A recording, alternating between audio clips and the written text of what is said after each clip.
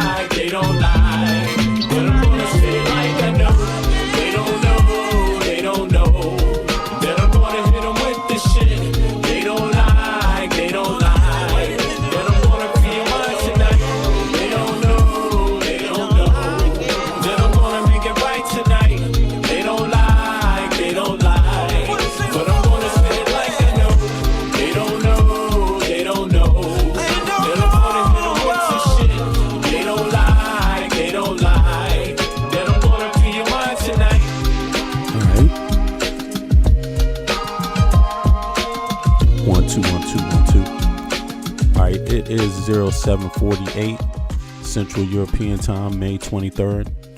That makes it, that's something like 1:48 a.m. Eastern Standard Time in the Americas. What's good, everybody? Back at it again. And, wow. You know, the news cycle never stops, and it keeps on dropping it like it's hot.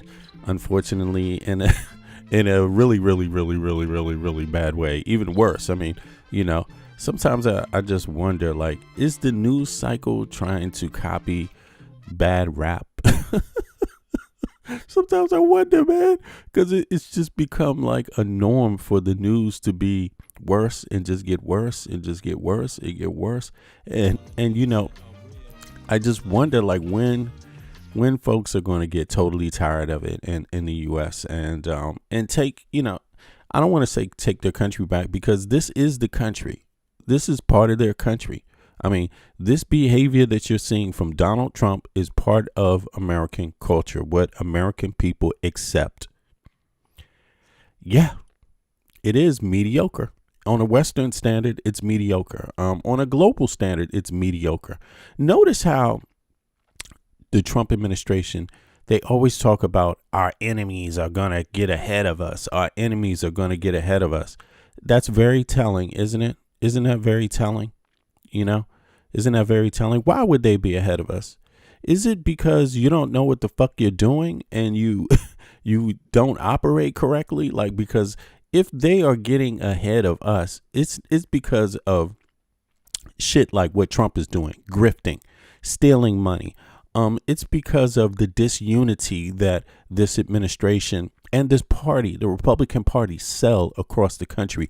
And they're not the only ones, but they sell disunity of American people as a norm. They sell racial bias, bigotry, homophobia. They sell. I mean, what I'm saying is they manufacture it. You know, they want Americans to be divided. They don't want Americans to honor each other, to respect each other, because, you know, if you did, then you would respect the history of the country and the people thus that are in the country, the people that have, you know, toiled in the soil in the country. But it doesn't do that. It doesn't, you know, this administration doesn't even respect its own history. So it has nothing. It has no legs to stand on.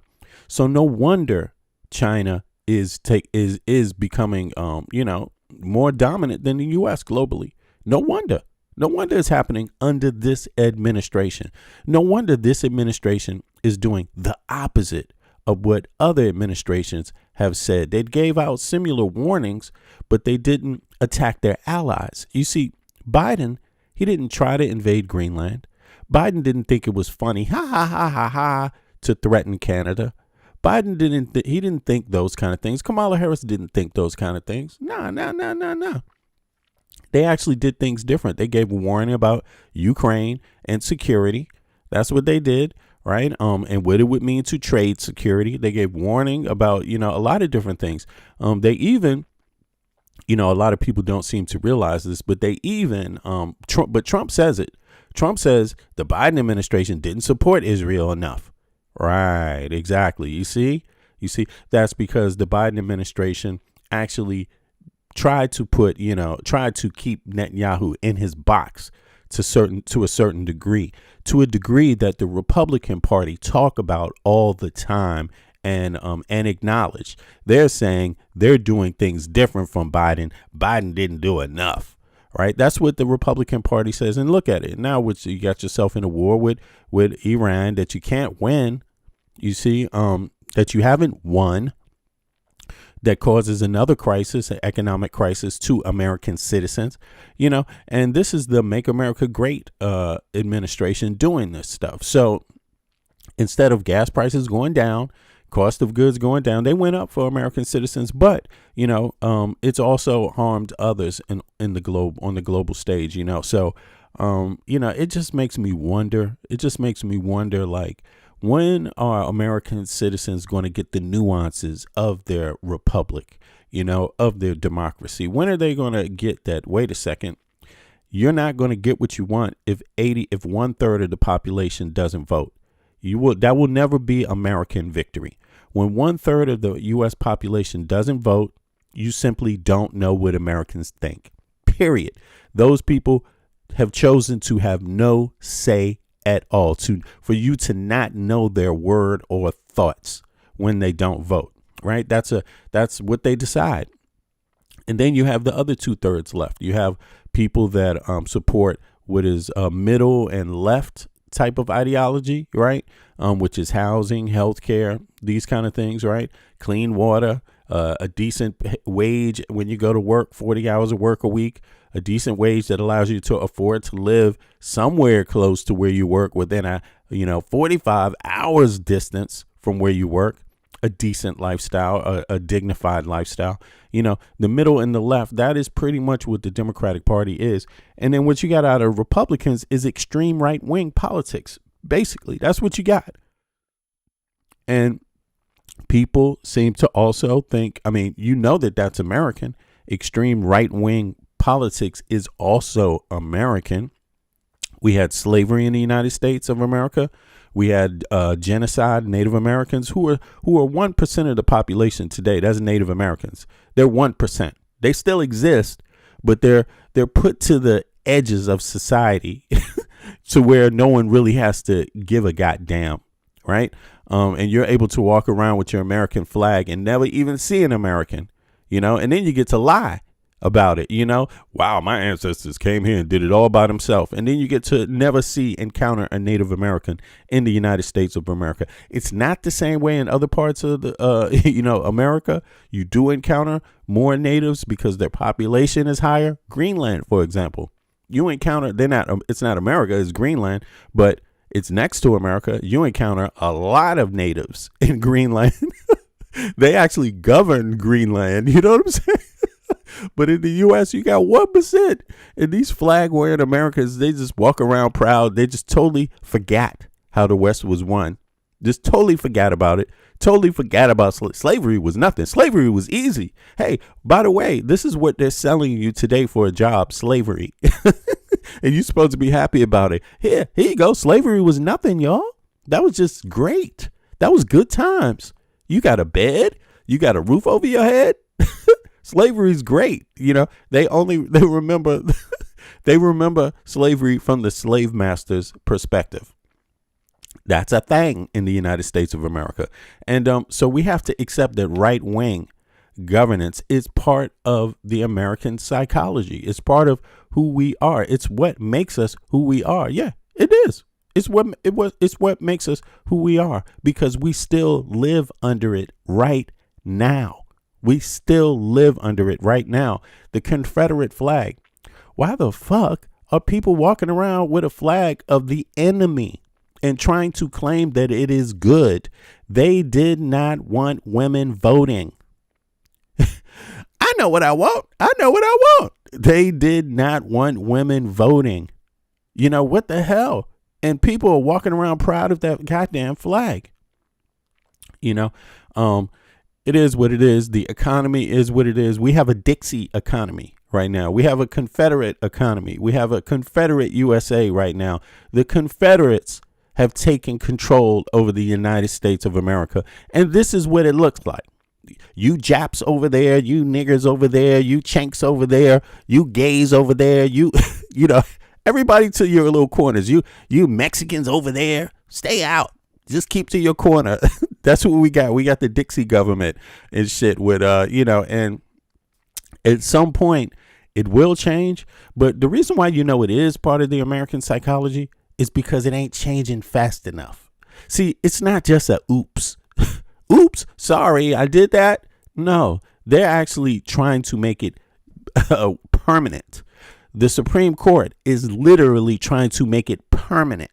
They're literally saying, no, these people are just as equal part of the United States of America too. So we need to make sure that they're not devastated in the midterm elections. So what will we do? We will side. We will make a ruling that gives this fringe minority group more power than they should have in a democracy, to make sure they maintain this Dixie power structure, And so it's so sad. So it's not an accident. Clarence, Kentucky Fried Chicken ass Thomas. Yes, he is part of it. Judge Roberts putting the flag in. I mean, all of these people, these 6 judges, man, this is their belief. They believe in the South. You know what I'm saying? They believe the South will rise again. And when they say the South will rise again, they mean the Dixies. They mean goddamn Confederates. These people want Confederate generals to be paid, statues of Confederate generals, the enemy. They want their statues to be paid for by the American public, by the taxpayer. I mean, literally, this is what they want.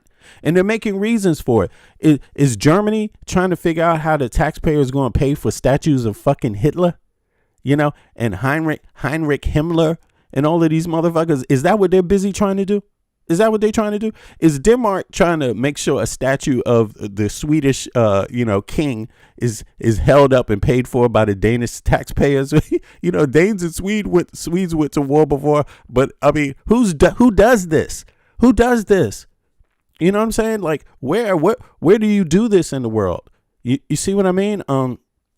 So it's just mind-boggling, and I really don't understand. Why don't we start having statues of? Let's have some statues of the French generals that were in the United States of America. Let's have some statues of the British generals that were in the United States of America. Let's all just pay for all of it. What about the Spanish ones? Let's have some Spanish generals in the South. Let's pay for those statues too, everybody, because they were there at one time and they lost. You know what I'm saying? Why not? Fuck it. Let's do that too. No. Why don't we start having the French flag, just walking around with the French flag? Yay, USA. Walking around with the Spanish flag and shit. The Spanish USA in our guns and shit. I mean, this is how ridiculous the United States has become under this administration. It's the looniest shit you could ever watch. It belongs only in cartoon. Only in Sunday morning cartoons for fucking kids, but it's somehow left the TV. It escaped. You know what I'm saying? It somehow left the fucking TV and became reality. Boom. You know what I'm saying? Here I am in your fucking house. You know what I mean? It's like, it is just horrible. But in any case, you got to have something to laugh at, y'all. I'm trying to make life easier. I'm trying to make life more bearable, because it's so bad. It is so bad. You're more deserving. You are more deserving. You deserve to have some kind of laugh in this nightmare, because it's not yet over. But in any case, more has come out about the DNC autopsy. Tulsi Gabbard, she got the boot. She's gotten mauled. She lost her. I mean, it wasn't even exciting. Her resigning. That wasn't even that was almost expected for months and months and months. It's been expected since she was appointed. Soon as she got appointed, people were like, damn, when's she going to resign or be booted out? You know what I'm saying? Why is this woman even the director of intelligence any fucking way? Could we get Wild E. Coyote to be the director of fucking intelligence? What the fuck? Can we get Yosemite Sam to be the fucking director of... What about Daffy Duck? Can he be fucking... That's who she reminds me of. Daffy Duck became the director of the Central Intelligence Agency and shit. I'm serious. This is the Looney Tunes. Who would Cash Patel be? He would be the little mouse, the Mexican mouse. Riba, andale. What's his fucking name? I'm serious, man.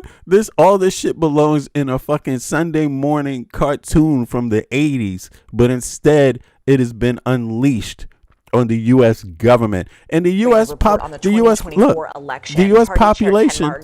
U.S. population they don't know what to do with it. It's like what is this? It's like the kryptonite. It's like the USA government's, the entire country's kryptonite. What is going? They are powerless, damn near, to fight against the Looney Tunes. How's that possible? That is not a source of pride. That is nothing to be proud of. That exposes an extreme weakness in the United States government. The entire thing. You cannot protect the country with this thing, running around and folks unwilling to or unable to resolve the problem. To be honest, for some reason, it's like saying that trying to say that corruption has always been totally legal. It's always been totally legal for the president to be as corrupt as you want in the United States of America. It's just that they didn't want to, but it is still American because we allow it, right? There's no law that stops it. There's no checks and balances. This exposes the fact that there are no checks and balances on these types of behaviors that we're seeing from the White House and from its collaborators. Jan 6, who's trying to get money? Who's trying to get reparations? Jan 6 want reparations. They believed they were harmed.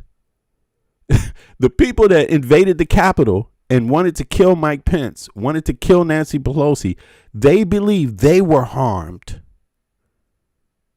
Trump believes they were the ones that were harmed.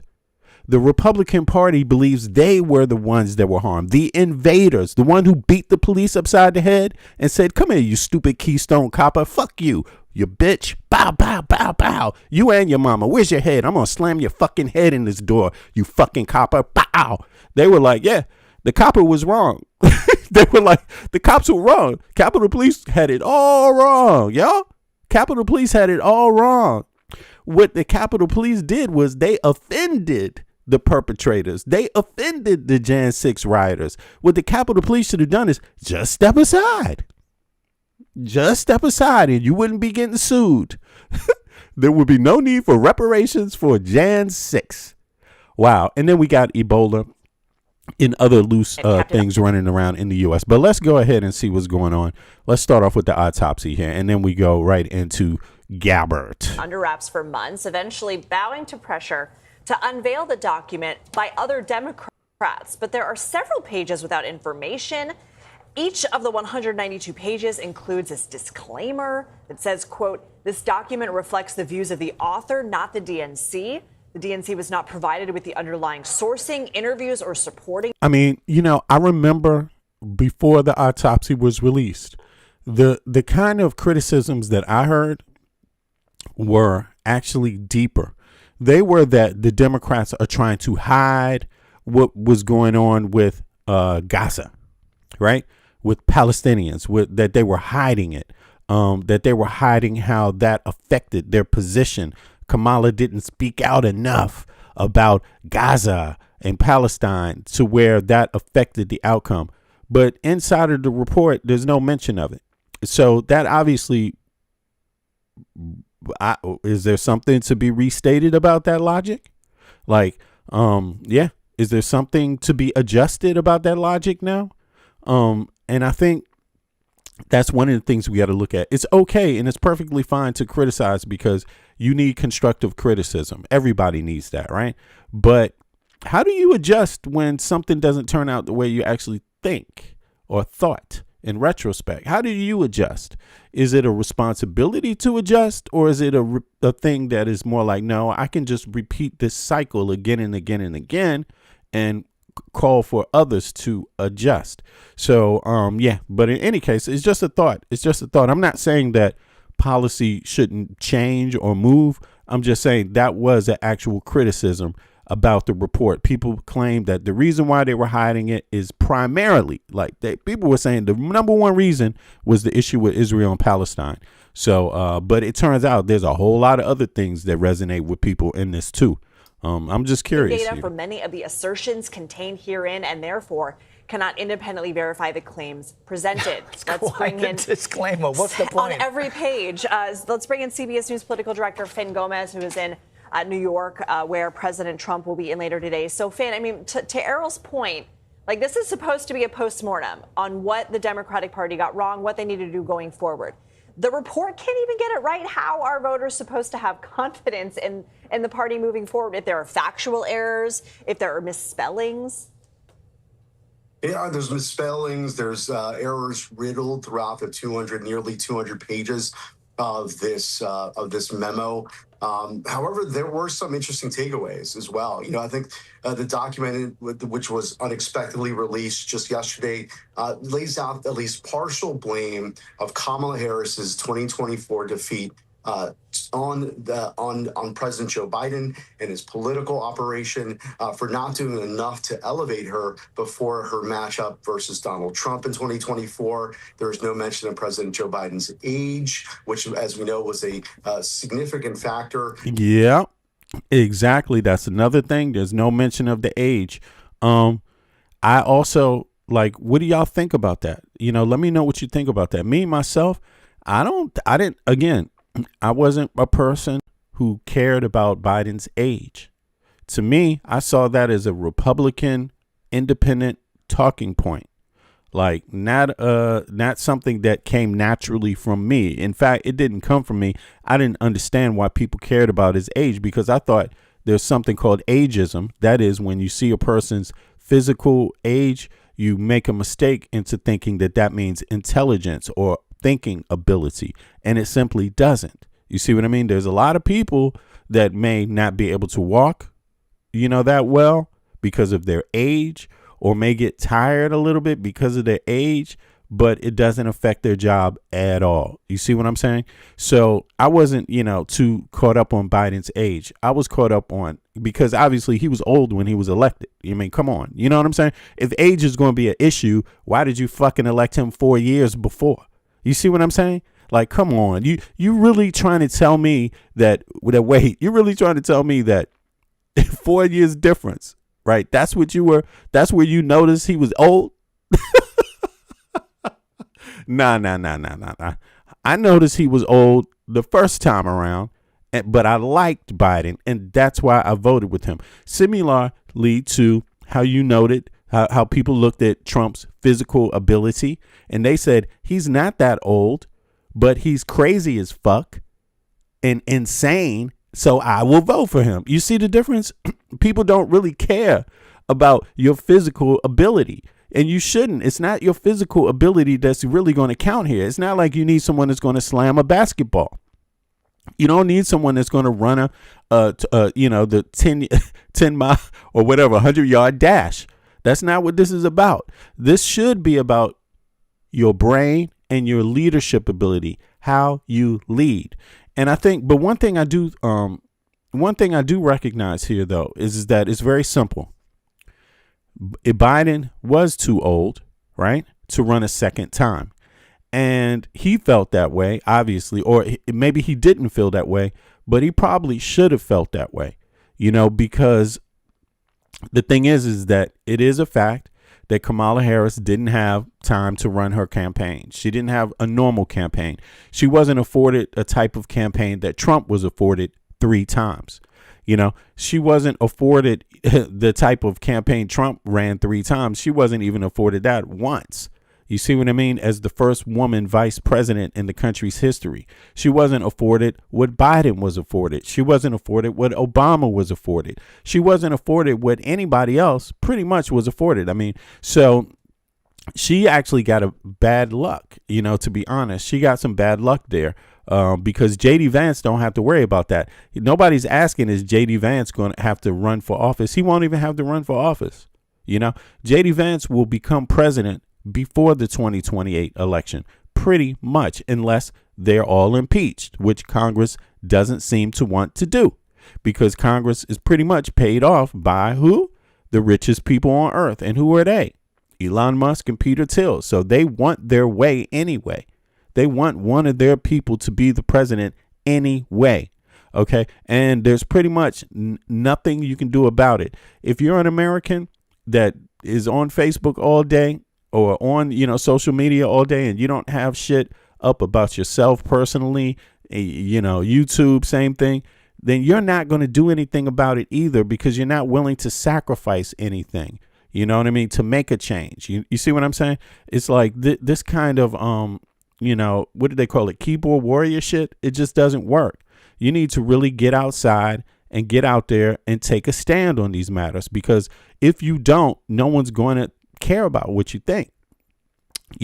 Now, me personally, I think there's something there to be said. Let me in this report right here. On President Joe Biden. Although there's a lot of people that probably don't want to think about it.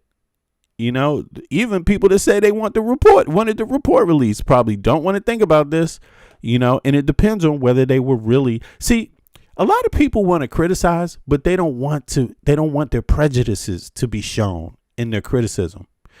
It's okay to criticize, and it's great to criticize constructively, but don't back out of it now. Now that you've gone on record, don't back out of it and make it seem like you weren't saying these things, But here, check this out. I think what it is that people didn't like Kamala because she was a woman, a black woman, and they make a lot of excuses for why that could be. You see what I mean? They try to find other avenues. She didn't run. I heard a lot of people, trying to say that, and it may not be Democrats, it could be independents or Republicans, saying that, they make that point about, this is the point they make actually, how she didn't have she didn't go through the normal process, right? She wasn't nominated, right? That's their point. Well, here, this is what they say in the report. Here, check this out. Some takeaways as well. I think the document, which was unexpectedly released just yesterday, lays out at least partial blame of Kamala Harris's 2024 defeat on President Joe Biden and his political operation for not doing enough to elevate her before her matchup versus Donald Trump in 2024. There was no mention of President Joe Biden's age, which, as we know, was a significant factor in that 2024 race and ultimately helped push him out of that race. So there's no mention of Israel. A lot of the things that people were saying that, what did Kamala Harris do? What she do? she don't say nothing. You know what I'm saying? Like Mike Pence said a whole lot. You know what I'm saying? Mike Pence said even less than Kamala Harris. Okay, Mike Pence did even less, and that wasn't a problem for you. And even Trump, he was loyal to Trump until the end, and then Trump was like, "Man, I don't care if people try to hang you. I'm going to pardon them." Now, listen, I believe that is true. In hindsight, yeah, they should have elevated her more, but she was elevated more than Pence.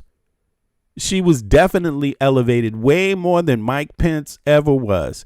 And that goes to show you that people have a different criteria for Kamala Harris. They're not really fair about it. You see what I mean?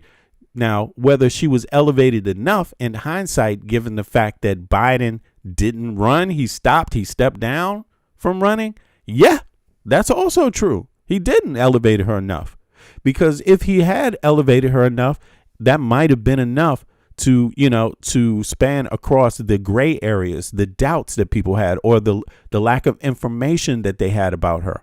However, keep in mind, Kamala Harris was running against the person who said this. Beautiful. I just start kissing them. It's like a magnet. You just kiss. I don't even wait. And when you're a star, they let you do it. You can do anything. Whatever you want. Grab them by the. I can do anything. So, I'm still a little confused why you would vote for someone who says those kind of things openly. And you claim you didn't know enough about Kamala Harris. You weren't convinced, huh? But did this convince you? Beautiful. I just start kissing them. It's like a magnet. You just kiss. I don't even wait. And when you're a star, they let you do it. You can do anything. Whatever you want. Grab them by the. I can do anything. Yeah. What was the reason for that? Now, I would like to hear excuses why that didn't make you not vote for Trump. You see, so there is somewhere in this American voting system, there is a lot of bias going on. I do believe in age limits, though, because I think this is what you would have to agree now, because this is an example where someone's age has affected the process. Biden's age has officially affected the process. Why? Because he did concede and step down. He stepped down. He voluntarily stepped down. No one made him step down. He listened to the criticism inside the party and he said, okay, I'm going to step down. So that means he pretty much concedes the point, right? Because my view is that if you don't feel like it, you shouldn't do it. But if your generals and your main people around you are telling you that, yeah, you're a little too old, man, you should probably take their advice and believe it too. You shouldn't, because you don't need another maniac that's like, no, I can still do it, even though you can't. You see what I'm saying? So I think this is a learning lesson for the country. Like, yeah, what's wrong with age limits? What's wrong with term limits? What's wrong with age limits? What's wrong with all of that? And now here's the thing. Especially if you were the person, if you're a Republican or you're an independent or anybody else or a Democrat, especially if you were one of the people saying that Biden was too old, you should be in favor of age limits yourself. If someone asks you, do you believe in age limits? You should say, yes, Congress should enact age limits. Very simple. You should say that. Now let me ask you a question. Is everybody in the chat subscribed? Because I'm about to put the chat in subscriber mode. So that means that when I do that, you won't be able to get in the chat if you haven't at least subscribed, right? That's kind of like the bare minimum here. So let me go over to here and let me just see who didn't subscribe, right? I like to do this now, change it up a little bit during the program.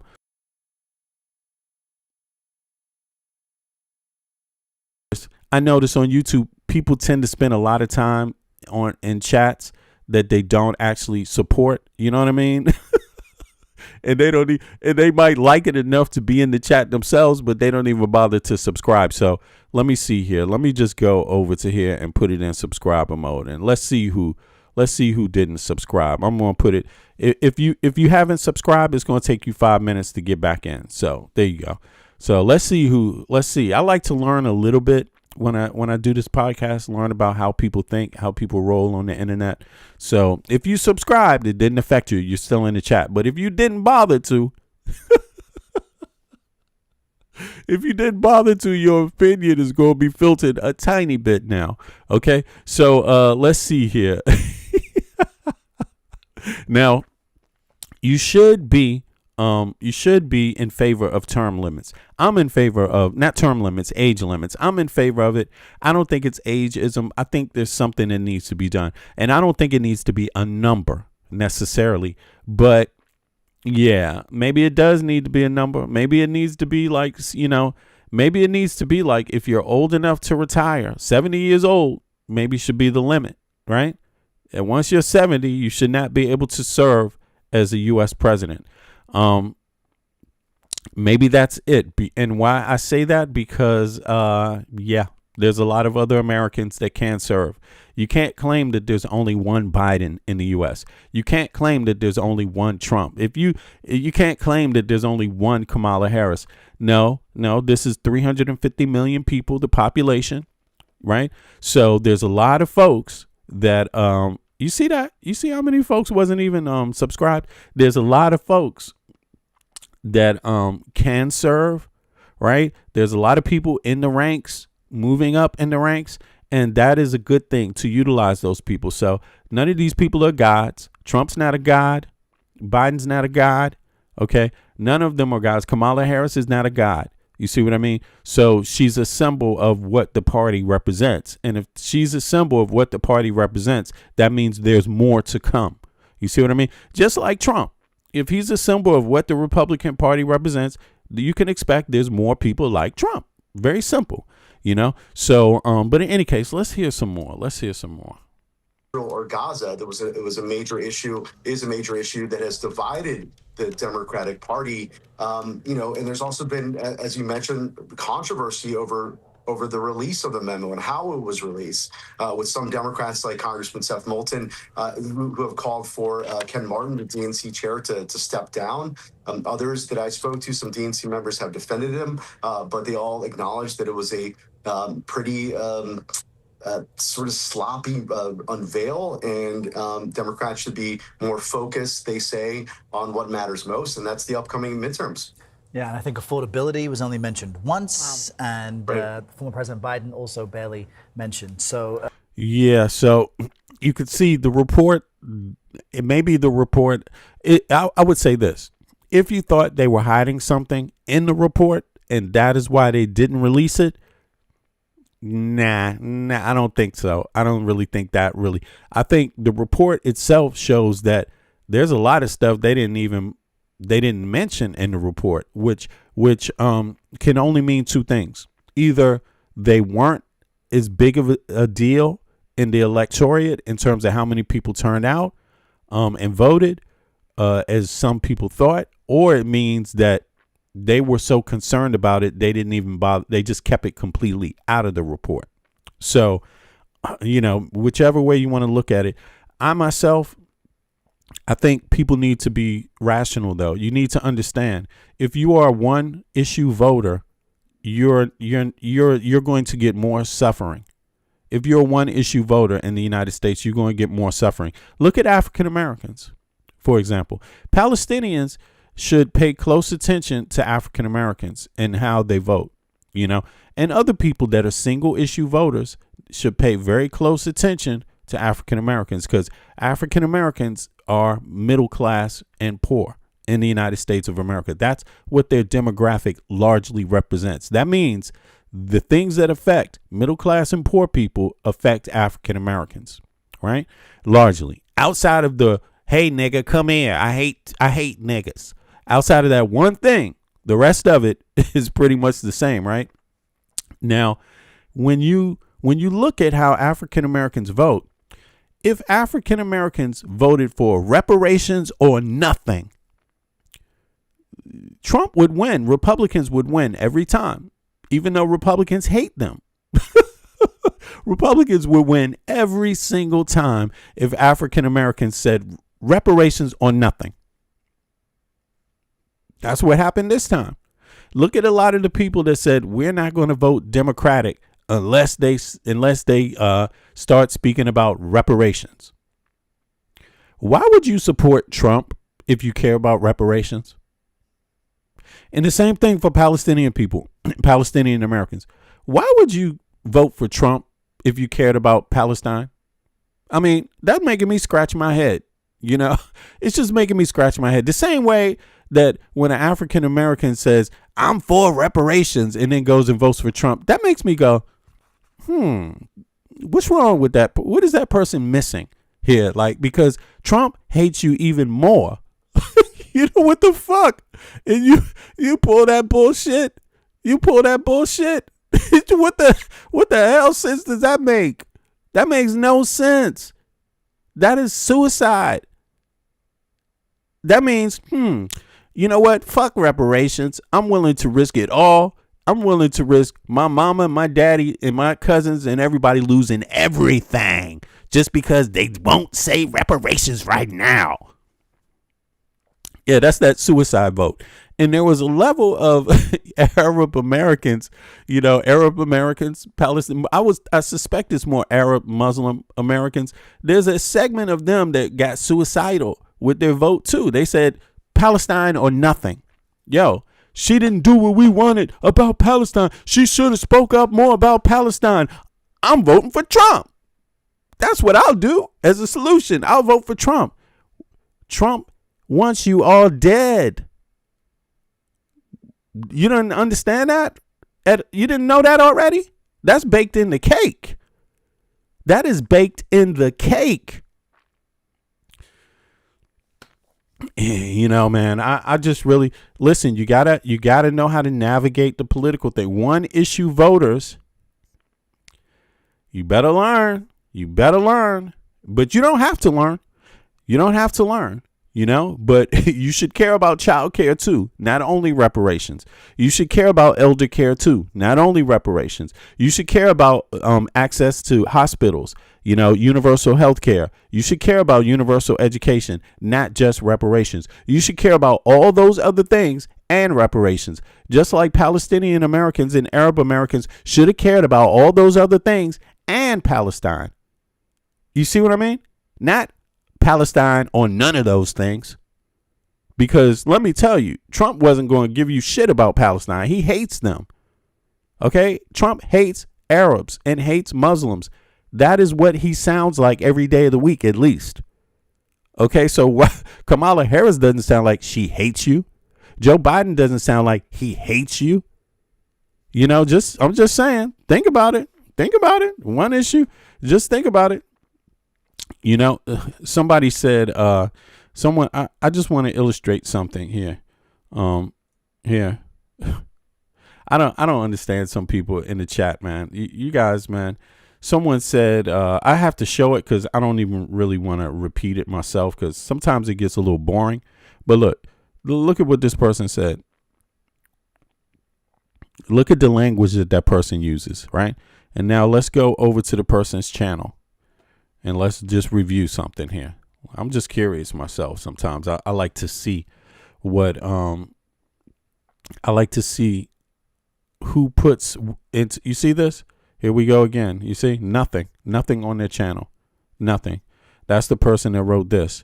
That person doesn't want you to see what they wrote. They don't want you to see nothing about them when they write things like that. They wrote white people conquered America.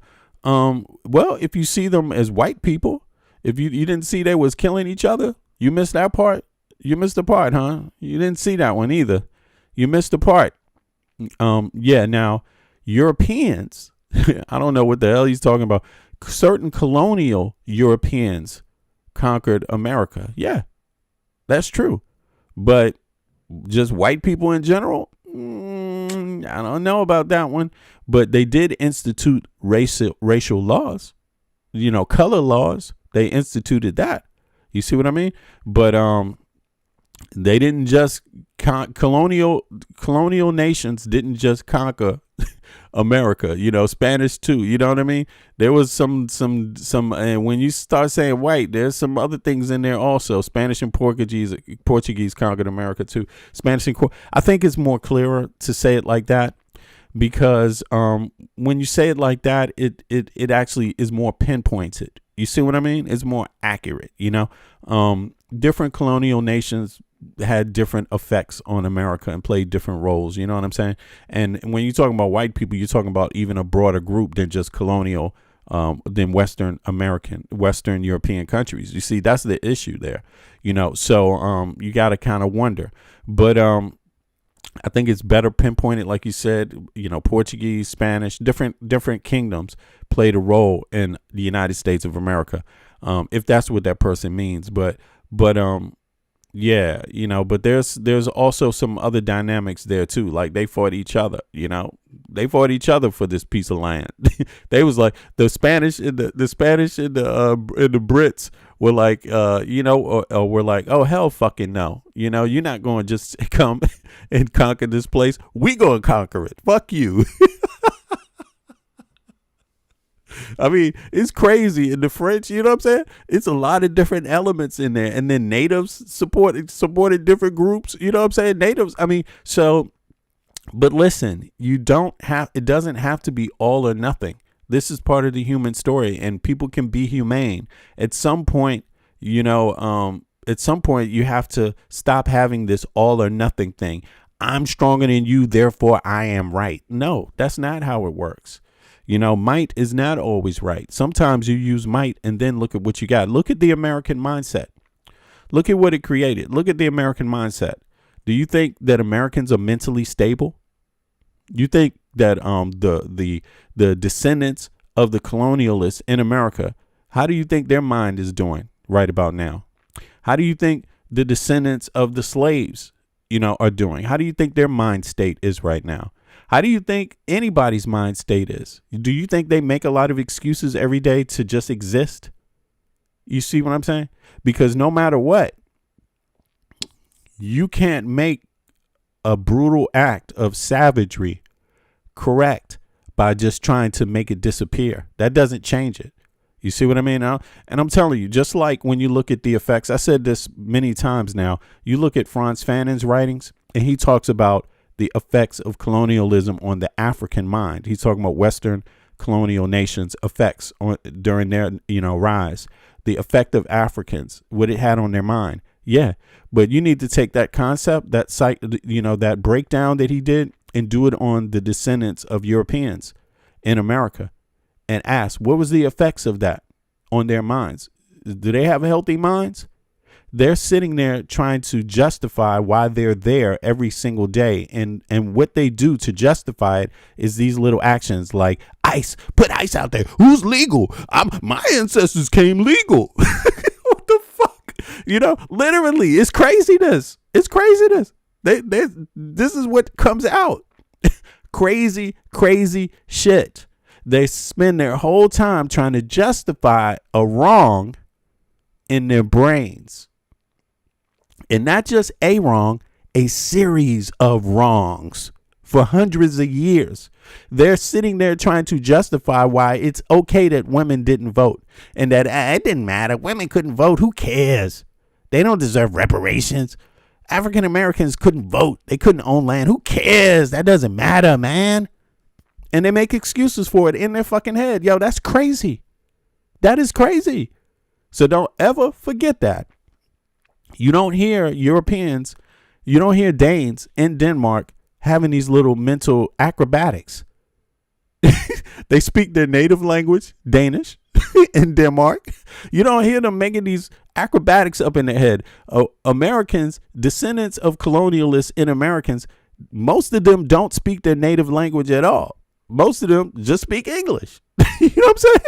So I'm serious. So you got to pay close attention to these things that are going on. They might think what's going on is one thing, but it's something else also going on at the same time. At the very same time, there's something else going on. You see, it's not just what's on CNN, because people examine history, are able to examine and document history for long points of time, not just small, micro moments, but long periods of time, and then analyze what's going on. You see what I'm saying? So that's how the United States is. That's the Achilles heel of the United States. When you're dealing with people that are examining things from long points in time, that is what the Achilles heel is. That's where the striking points are. That's where the failures can be found. That's where the politic, the contra politic comes into play, and plays a role in what's going on. Look at this. I'm just telling you, examine it for yourself. That's my theory, but examine it for yourself. Just think about how quick these right wingers decided they're going to go against Canada, invade Canada. Think about how they thought that was funny, and think about how Fox News said, "Oh, it was just a joke." Ha, ha.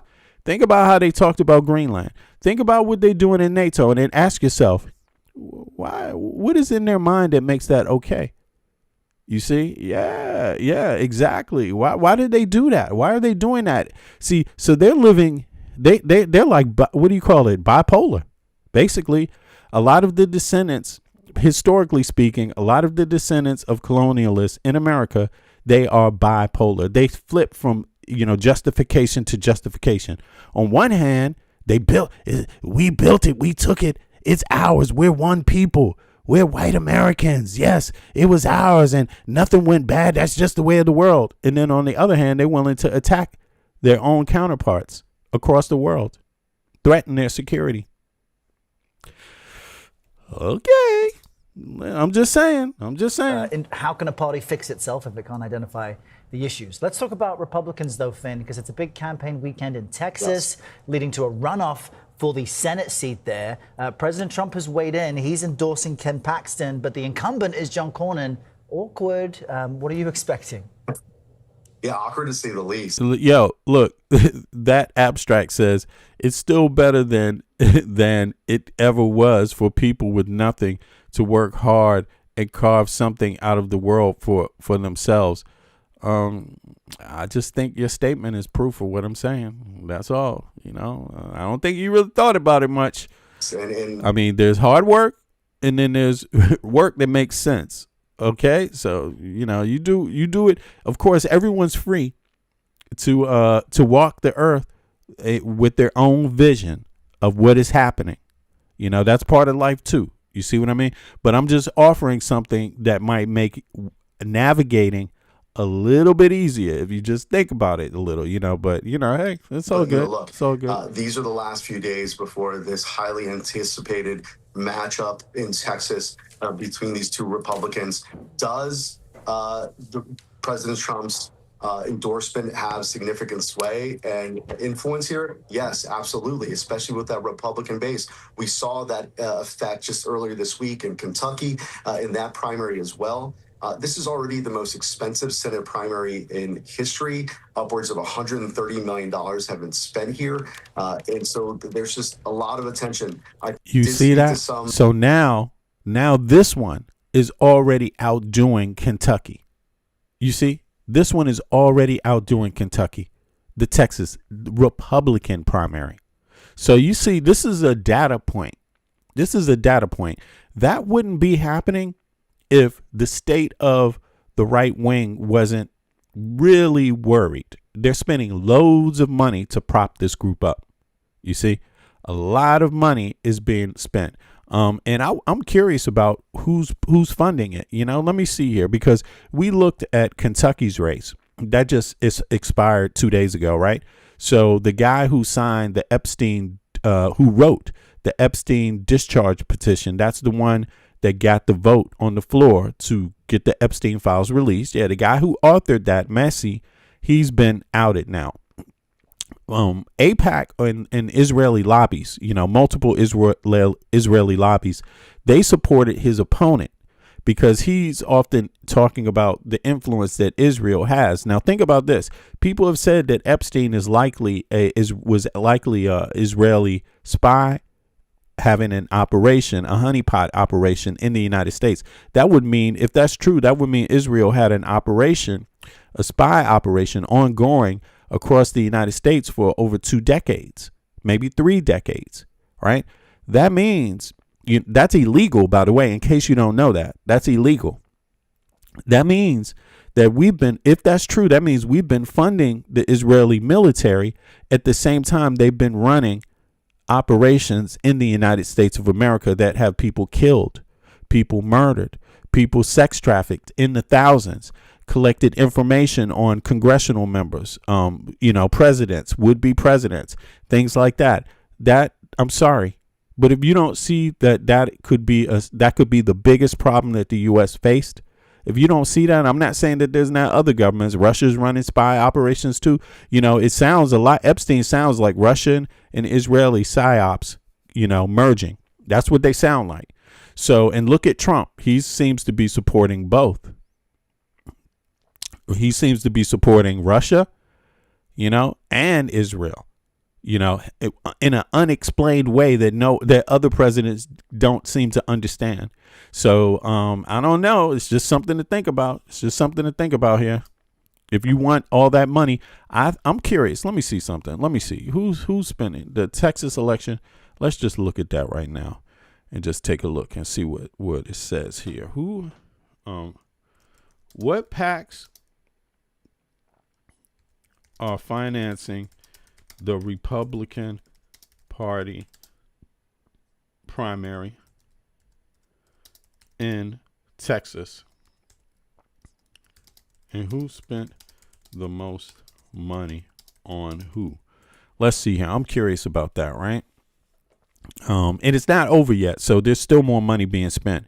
They just said that it is overtaken the Kentucky primary, which was the biggest one so far ever in the history of primary. We're talking about primaries. We're not even talking about general elections. We're talking about 2 Republicans running against each other to figure out who will represent the party in the real election in Texas, right? So it says the race has officially broken records in most expensive Senate primary in American history with over $128 million spent, right?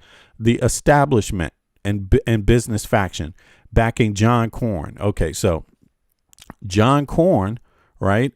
We just saw his face before. Let me just go back here, put his face up here. You see? Boom. So there you have John Cornyn there. He's on the right, obviously, right? And let's see here.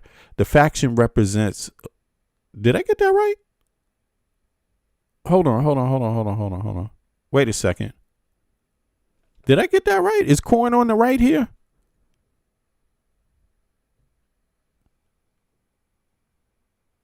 Because I'm not really that familiar with these GOP reps. Is this Cornyn on the right or Paxton? Paxton is on the left, right? Let me see here.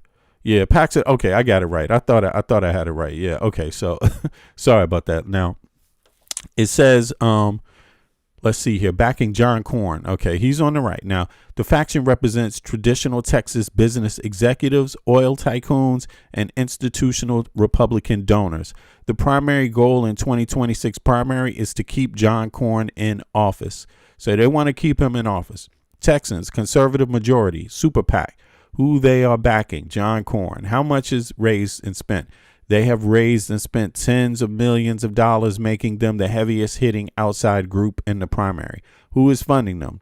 John Now III, the Houston beer distribution mogul, Silver Eagle Beverages, and longtime Treasurer Governor Greg Abbott is Cornyn's single largest individual backer.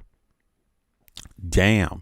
And Abbott is, Abbott is just a corn, but they don't care about the local people, yo. Regardless of who the super PACs are, they don't care about the local people. The average, the middle class and the poor. Texas is just like, they never gave a damn. And people keep voting this way. Now look, Corn's single largest individual backer pouring $7.9 million into his PAC. So that was Greg Abbott. It's goddamn, he got that much money, fucking Greg Abbott. These people, they're corrupt. They're corrupt. Listen, Steven Schwartzman, the billionaire CEO of private equity giant Blackstone Group, contributed $1.5 million. Okay. Harlan Crow, Kelsey Warren, prominent Dallas real estate developer Harlan Crow, and pipeline billionaire Kelsey Warren, $1.3 million, are also primary funders. Let me see. 1.5 million, Steven Schwartzman. Okay, Blackstone. Okay. Lone Star Freedom, who they are backing, Corn. They spent, chaired by by former Texas Governor Rick Perry. The satellite group has shelled out about $18 million in independent expenditures to shore up support for Corn and shield him from right-wing primary attacks. Conservative Texans, who are they backing? John Corn and opposing challengers. Let me see here. Okay, so Defend Texas Liberty PAC, Texas Gun Rights PAC, Texas Future. Okay, man, this is a crazy. It's like gun and big industry. That's basically it. Let me see here. Is AIPAC or other Israeli lobbies? I'm just curious here. Lobbies. Oh, I said lob. I'm sorry. I gotta say it. Lobbies.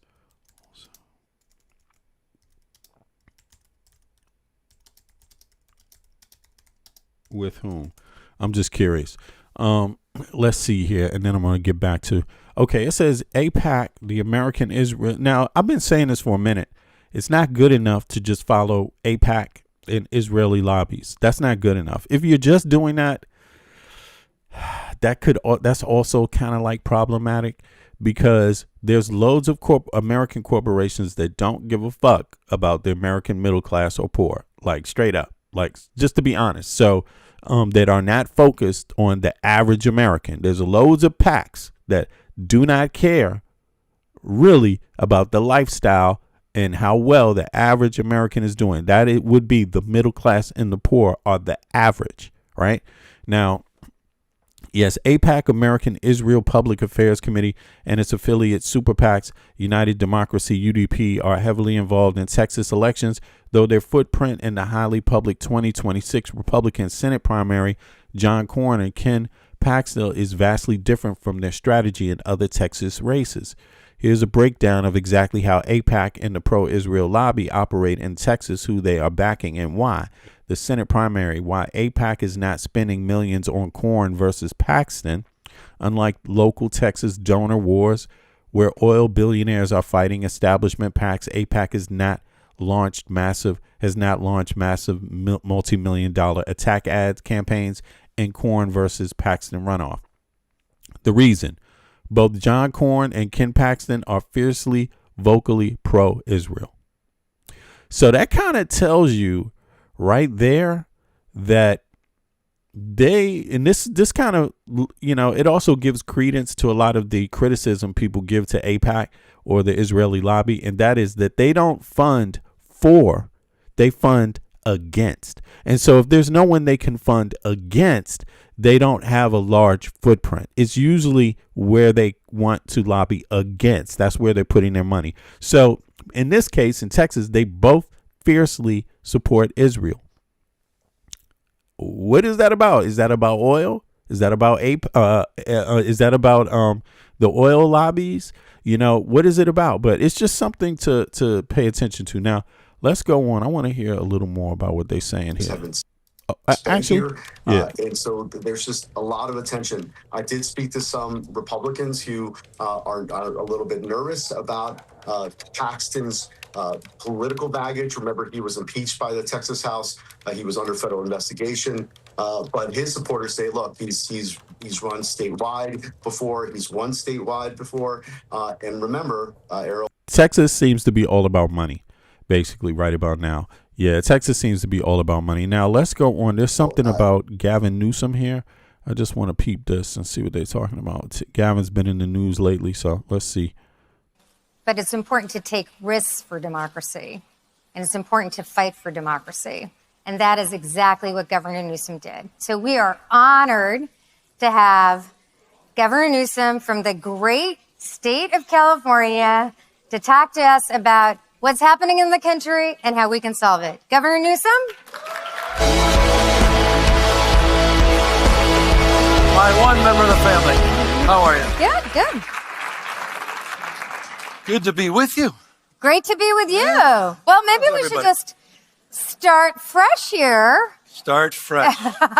Unbelievable. Redistricting is still fresh on my mind. Great. Fresh on everybody's mind. It is remarkable what the Supreme Court just did. I mean, no other way to describe it except Jim Crow 2.0. What Governor Landry did was even more alarming in this respect. He declared an emergency and suspended an election that already had been conducted, at least for 42,000 people overseas in the military. Literally suspended the election so he can redistrict out African-American representation. That happened in Yo, good looking out, Devil Dog. Appreciate it. 26 in the United States of America.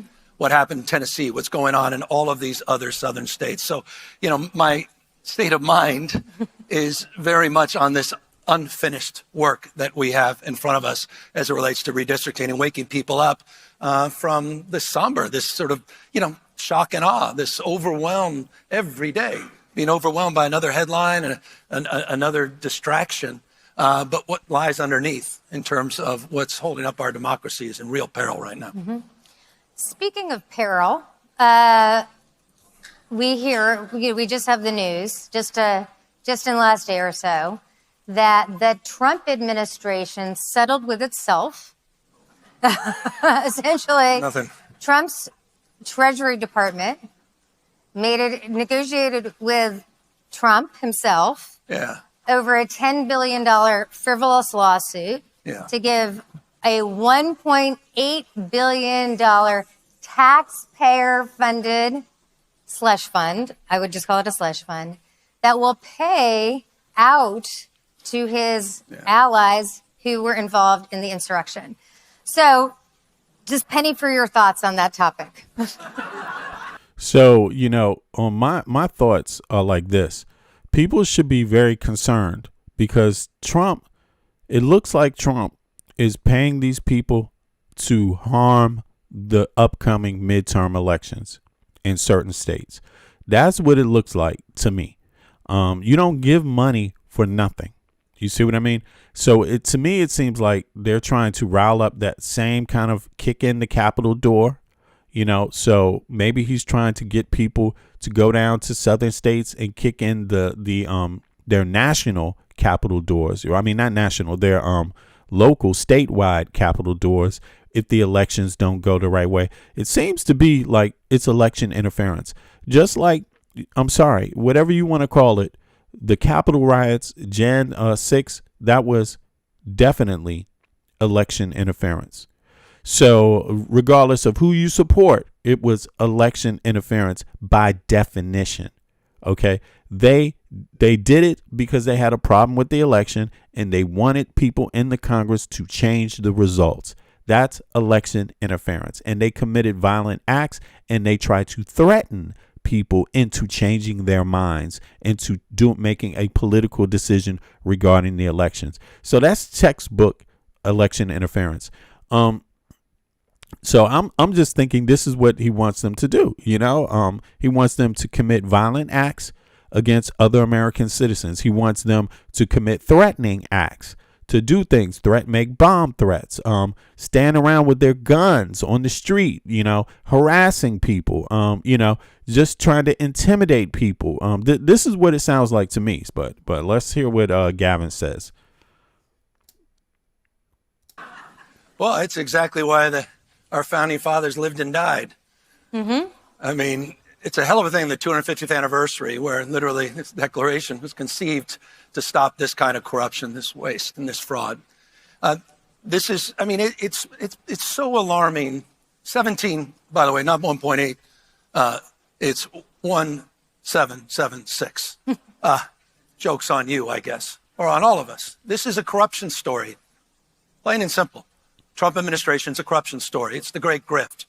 And it's taking shape on a daily basis in every way, shape, or form. You didn't even mention the $230 million at the DOJ that he's also trying to extract, not just that $10 billion, now $1.8 billion settlement. We've talked a lot about the $400 million plan, which is not $400 million. It was over $900 million in the Pentagon budget to retrofit the plane. We talk about the 8 large-scale projects he has in the Gulf and around the rest of the globe. The fact that he quite literally used the tariff regime in order to get those deals done, particularly the one in Vietnam. We're talking about the kind of corruption at scale we've never seen in our lifetime, including what Witkoff family's doing, what the Kushner family's doing, the Board of Peace, which is really about getting a piece of the Middle East.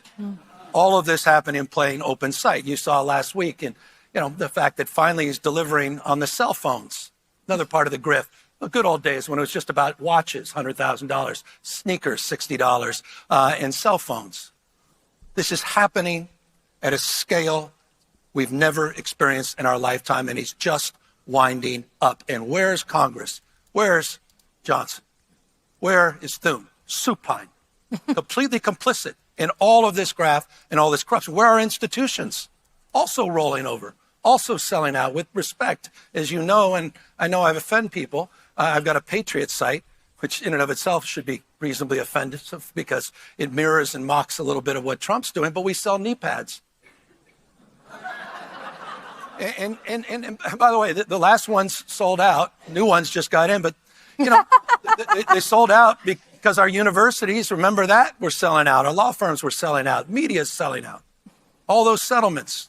I just heard him say something that is very, very interesting here. He's just said they're trying to get a piece of the Middle East, right? And he's talking about the Trump administration. He's talking about Witkoff. He's talking about Jared Kushner. So within that statement lies something about Israel also that I believe, listen to this. He doesn't say Israel, but just listen. The Board of Peace, which is really about getting a piece of the Middle East. All of this happened in plain open sight. You saw You see, so to me, it sounds like I know people, they have spent time and energy trying to connect AIPAC to Gavin Newsom, right? But in this sense, it doesn't seem like you can have it both ways. You can't criticize Jared Kushner. You can't criticize Witkoff's handling in the Middle East. Because isn't that also what Israel wants? Aren't they supportive of those actions of Jared Kushner? Aren't they working together? You see what I'm saying? I'm just saying, Board of Peace. Who's on the Board of Peace? What countries are on the Board of Peace? Aren't those the countries that are already working with Israel? Isn't every person already working with Israel? The only country I would think that really doesn't matter in that Board of Peace would be Russia, because they don't seem to stand in any way. They don't tend to lean left or right. They tend to want to pick up the other pieces and do something with them all the time. You see what I mean? They always tend to want to be the counter to something. So even I think Russia might be. Let me ask, who's on that Board of Peace? Who is on the Board of Peace, Middle East and Associates? Okay, which persons and countries? Okay, I'm just curious about this. Okay, it says, let me see, BOP, international body. No. Hold on, I'm talking about.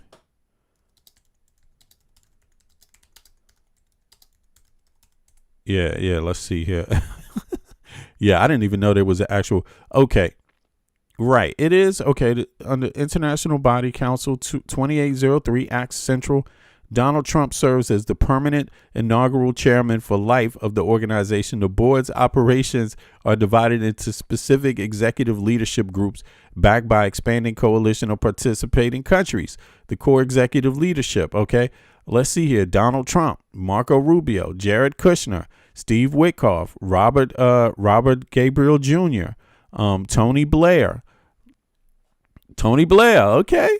Interesting. Aya Banga from India, Mark Rowan from the U.S. So we have, let me see. So that's 1, 2, 3, 4, 5, 6.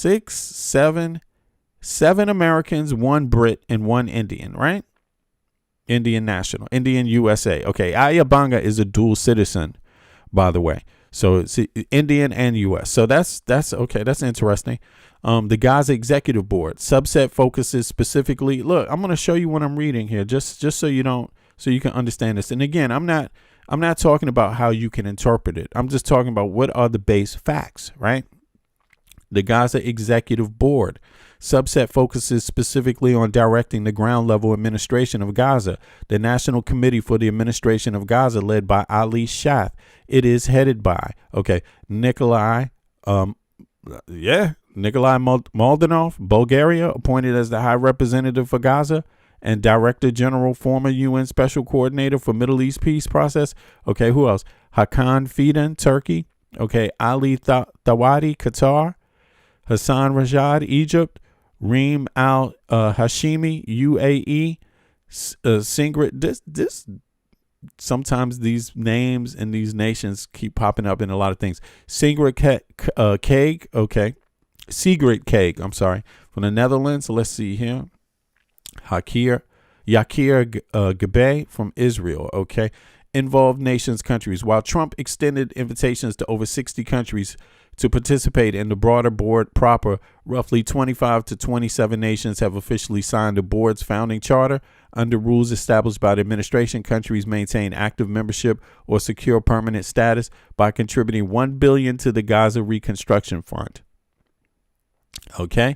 Do you hear Israel? Do you hear Netanyahu speaking out against this? Like, anybody in the chat? Have you heard Netanyahu speak against this? I'm just curious about that. Yeah, the supervillains on the board. You know what I'm saying? But really, I mean, have you heard Netanyahu speak out against this initiative, or is he for the initiative? I mean, I haven't heard him speak out against it. So, main member states, the most critical nations actively participating on the board steering is the implementation include United States and Israel. So there you have it. So then we have Qatar and Turkey. We have Saudi Arabia and the United Emirates. Right. We have Egypt and Jordan. Right. It's the same group, damn near. Not 100%, but 99%. If you could say that, 95% to make it more fair, right? So let's listen again as he says this, because I've heard people try to imply that this is how slick it gets. There's different groups vying for power in the U.S. And some of them put out things that's not so accurate. And a buzzword is Israel. A buzzword is also what's the other buzzword? Not Israel. The other buzzword is what do they call Zionist? Zionism and Zionist. Those are buzzwords. So when I heard some Facebook, social media, press saying, repeating this thing where something about him claiming he's a Zionist or something of that effect, making a statement like that, right? And they made it sound like, this is this year. But the fact of the matter is that he's not running for office. Term limits. He can't run. So why is that information out there? So that's people that don't want him to run for the presidency, right? I believe that's what that was about. But listen to what he said here. This is what I'm saying. I mean, I don't know. It's just interesting. Trump administration is a corruption story. It's the great grift. And it's taking shape on a daily basis in every way, shape, or form. You didn't even mention the $230 million at the DOJ that he's also trying to extract, not just that $10 billion, now $1.8 billion settlement. We've talked a lot about the $400 million plan, which is not $400 million. It was over $900 million in the Pentagon budget. Yo, do me a favor. Click the like button. If you haven't clicked the like button, click the like button. I appreciate that, y'all. Let's go. To retrofit the plan. We talk about the 8 large-scale projects he has in the Gulf and around the rest of the globe. The fact that he quite literally used the tariff regime in order to get those deals done, particularly the one in Vietnam. We're talking about the kind of corruption at scale we've never seen in our lifetime, including what Witkoff family's doing, what the Kushner family's doing, the Board of Peace, which is really about getting a piece of the Middle East. All of this happened in plain open sight. You saw last week, and the fact that finally he's delivering on the cell phones, another part of the grift. The good old days when it was just about watches, $100,000, sneakers, $60, and cell phones. This is happening at a scale we've never experienced in our lifetime, and he's just winding up. And where's Congress? Where's Johnson? Where is Thune? Supine, completely complicit in all of this graft and all this corruption. Where are institutions? Also rolling over, also selling out with respect, as you know, and I know I've offended people. I've got a Patriot site, which in and of itself should be reasonably offensive because it mirrors and mocks a little bit of what Trump's doing, but we sell knee pads. And by the way, the last ones sold out. New ones just got in, but they sold out because our universities, remember that, were selling out. Our law firms were selling out. Media's selling out. All those settlements.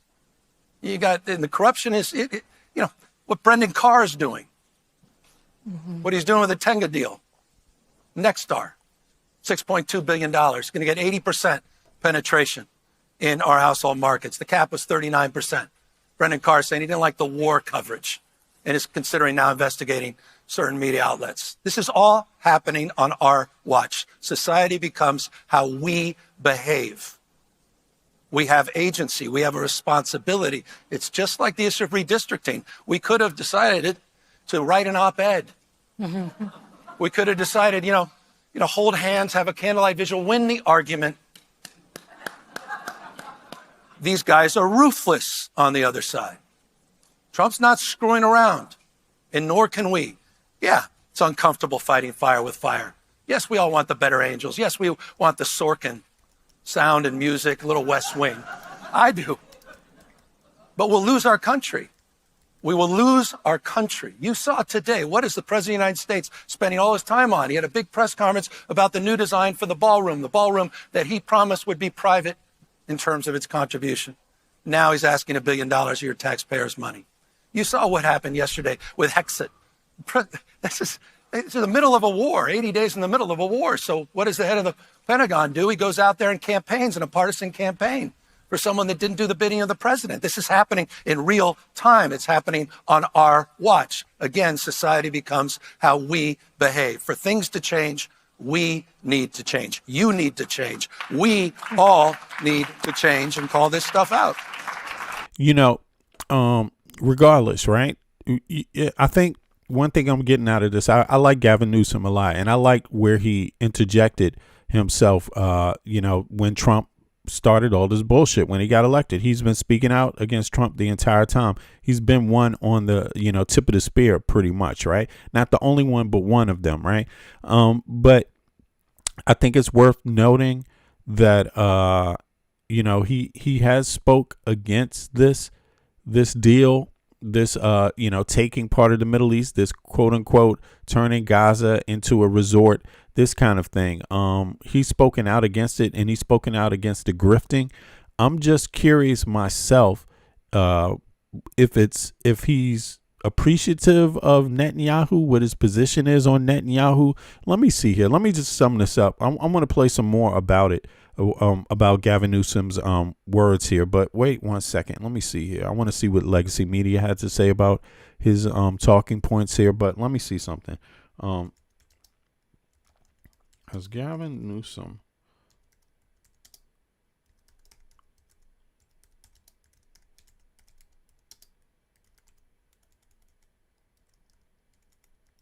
let me see.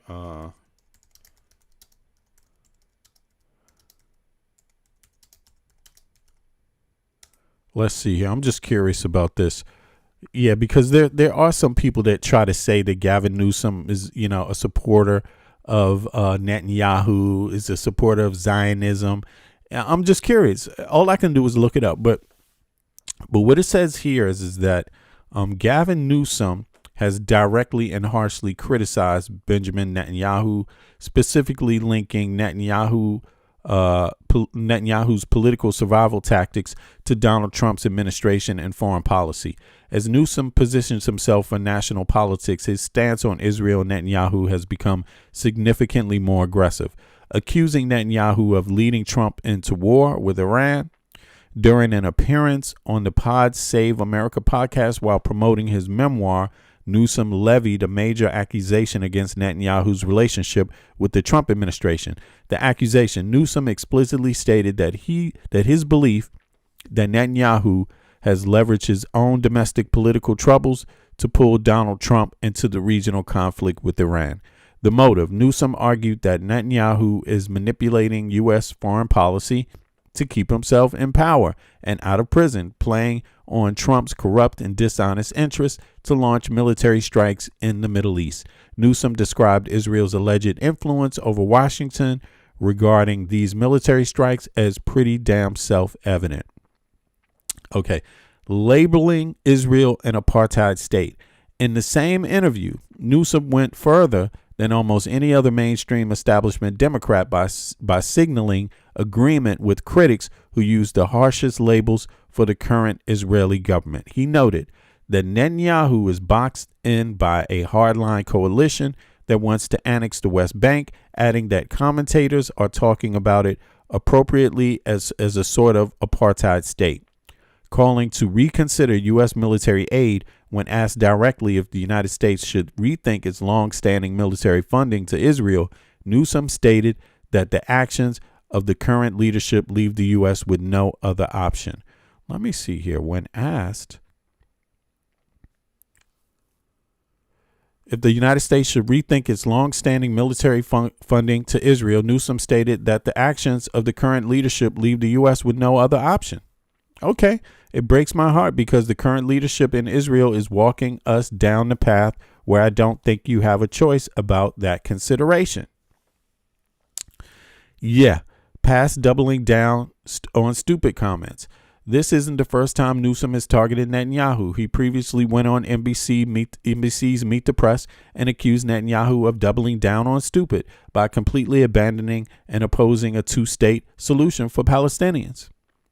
Why Newsom is stepping up the attacks. Newsom's fierce public breaks with Netanyahu and his formal declaration that he will never accept campaign funding from the pro-Israel lobby group AIPAC are heavily calculated moves. I'm sorry. Damn, when did he do this? By aggressively criticizing Netanyahu's Trump dynamic, Newsom is aligning himself with the progressive Democratic base, which has grown deeply hostile towards Netanyahu's government and U.S. military intervention. So just to clear that up, people have accused, so this goes to show you can't just listen to all the bullshit on social media, yo. You can't just suck it up like that. And buzzwords are ways to get people to accept things that may not actually be truth without thinking, without looking into it. And the shit, at times, it can work on me too. So if it can work on me, I consider myself very critical, but not only critical, but more willing to just look up things myself. I'm willing to do that, right? I don't see myself as perfect. So I'm willing to look to see if I made a mistake or if I'm getting things right. You see what I mean? But this kind of shows you that you got to be cautious on social media because there's different power groups making attacks. And all these groups, some of them are on inside the U.S., some of them are outside. Remember, a lot of the attacks that people made against Hillary may not have been accurate. It doesn't mean you would support her, but that's not what it's about. It's about, are the things that you're hearing accurate, or are they manufactured? Are they disinformation? Yeah. And it's the same thing about Kamala Harris. Is it disinformation? Things she had to deal with a lot of disinformation. I mean, the really sucky part is, and from disinformation from, you don't know who's behind it, but you got to understand something. Some foreign agencies are clever enough to use different groups of people against each other, Right. So you could see that in the Epstein files, right? Epstein didn't care if you were a Democrat or Republican, right? You see that? He didn't care about that. It's the same thing with when you're talking about groups on the ground. When you're talking about, let's say, this fringe, let's say people like, what's this guy's name? Tariq Nasheed. Let's say people like him, right, that have big followings. They appear to be big. I don't know how, big followings in certain Black American circles, right? Where does he get his talking points from? Because how does he know his talking points aren't the same, that aren't coming from the same place that make talking points about others too, that he's not concerned with at all? You see what I mean? So again, it's important to be accurate about the information. Now, let me go to Legacy Media and just see what they're saying about Gavin here today, about this meeting. Let's see. There were some main points that came out. So let me let Legacy Media do the hard work for me. Pentagon do. He goes out there and campaigns in a partisan campaign for someone that didn't do the bidding of the president. This is happening in real time. It's happening on our watch. Again, society becomes how we behave. For things to change, we need to change. You need to change. We all need to change and call this stuff out. Oops. Okay, what's that all about? Sorry about that. Let me see here. Yeah, 2 seconds. I'm curious about what else was found there. Let's see, 2 seconds. What else? None of this normal. Don't allow it to be normalized. Do not allow this to be normalized. It's a corruption story. That's the Trump administration. Period. Full stop. One of the differences we see in our country versus other countries, if you look at Orban's Hungary or Putin's Russia, we are seeing a public opposition. So when you talk about what people should do in this moment, what do you recommend to us? Well, you don't give in to the fear, cynicism, and anxiety and fear. You realize that you're the antidote to all of that. Mm-hmm. Again, it's not conditions, it's decisions that shape our fate and future. You've seen that with the No Kings rallies. People are showing up. They're not falling prey to the system. You've seen them showing up in state house races. Over 30 have flipped from red to blue, not one blue to red. We're winning. People are showing up. They're not giving up. They showed up for Proposition 50. It was a 90-day campaign. We raised $118 million. We also raised the consciousness from that. Was when you did the introduction, I was thinking in the back, the reason people were reticent about that is polled at 48% when people were talking about it. We had to shape-shift things. Again, decisions, not conditions. So we got to turn it up. They're trying to rig the election. Donald Trump knows he's going to get crushed this November. That's why he made the phone call to Abbott saying he's, quote unquote, entitled to 5 seats. That should put chill up your spine alone, that he's entitled to the 5 seats. He didn't expect how we'd respond, didn't expect how Virginia responded. Mm-hmm. But again, we saw how their court responded. This is hard work. And we're seeing how they're responding, not just Landry, but we saw within hours how Abbott, or not Abbott, but DeSantis responded with an exclusive on Fox News. So you can imagine right here that the Supreme Court is going to back up Republicans on the state level. They're going to overturn if let's say if a Republican state courts, if they say that something Republicans are doing is too far gone according to the state norms, the Supreme Court is going to go against them. So the Supreme Court is going to leverage their Republican majority anytime to make sure that the outcome, regardless of what the state legislature says, regardless of what the state courts say, they're going to make sure that the outcome is Republican. So that's what he means by, it's complicated, right? It's hard work. That's what he means because, yeah, everybody's playing their part right now. So that means Democrats also and independents have to play their part, and not just your part for yourself, your part to root this dude and this shit up out of the United States of America. Get them out of power. Like, if you don't have 2/3 majority, pretty much, that's what you need. Maybe a slightly less, but a guarantee is 2/3 majority. You can rewrite everything in the goddamn country. But if you don't get enough Americans to get out there and vote and take and play their role in the democracy, you're just going to continue the same cycle. You might get back to ground one, to ground zero, but you will never get where the country should be. You see what I mean? And if you think that the country is where it is right now is where it should be, okay. I'm just curious about that. There's still some people that are not able to see where they made a mistake. Even if their pockets are hurt, even if everyone is hurt around them, there's still a lot of people that cannot admit that things actually got worse from Biden and Harris instead of better from Biden and Harris. Where the new maps were shown, not the democratic process with the transparency of the people in Virginia, but an exclusive with Sean Hannity on Fox News.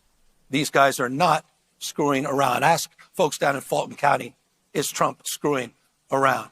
Trying to go after our voting rolls in California. He's not screwing around. Do you think a fair, free election, you think that's realistic? With Trump this November, after all he did on January 6th and now the $1.8 billion, take care of it. This is like, what more heaven is, we're dumb as we want to be to think. That, you saw what happened just on forgive me going back to Prop 50, but the day of the campaign in Los Angeles, Donald Trump, of course, sent out on Truth Social, the election was rigged.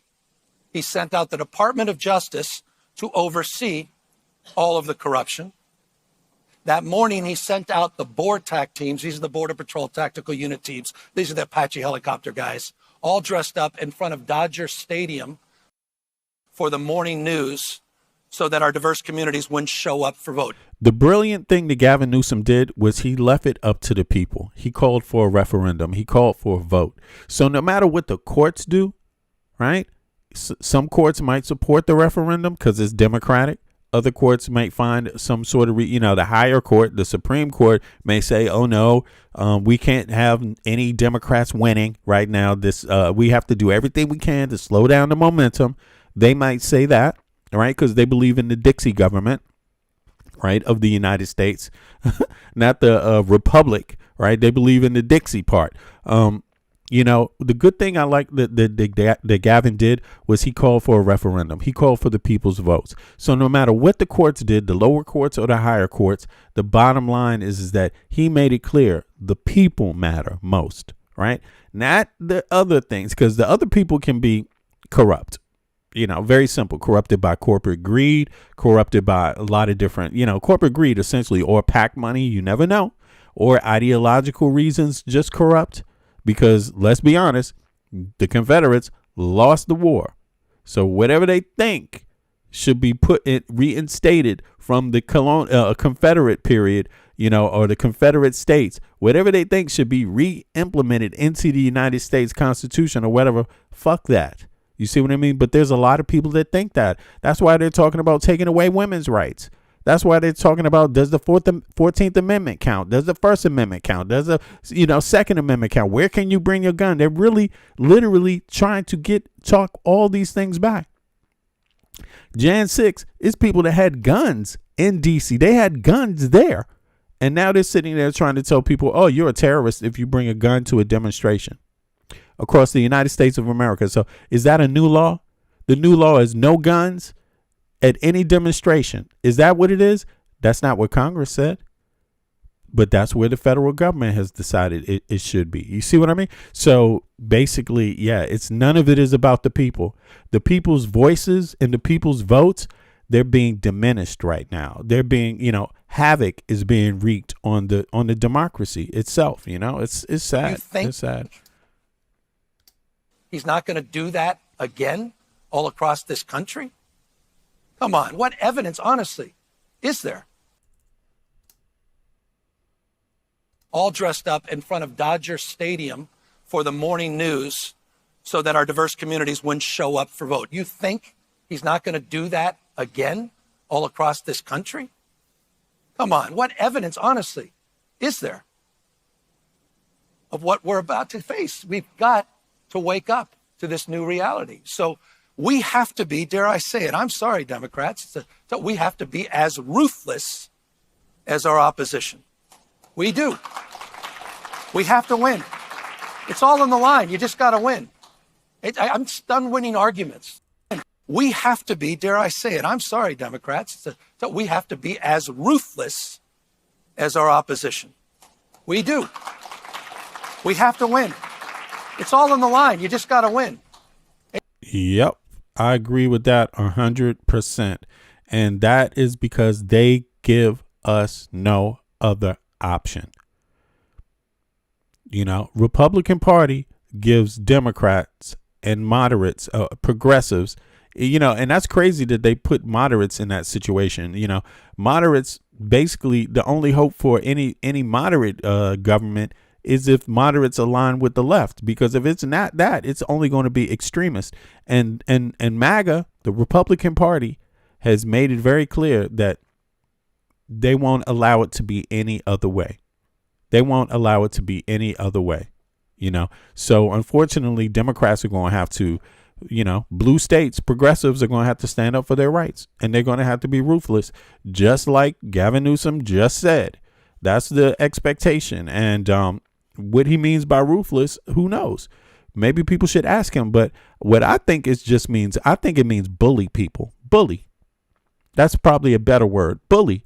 Yeah. Bully your reality into existence. Because that's exactly what the right wing has done. Bullied people. January 6th was about bullying people. You know, their whole tactic is about physical violence and bullying people. Yeah.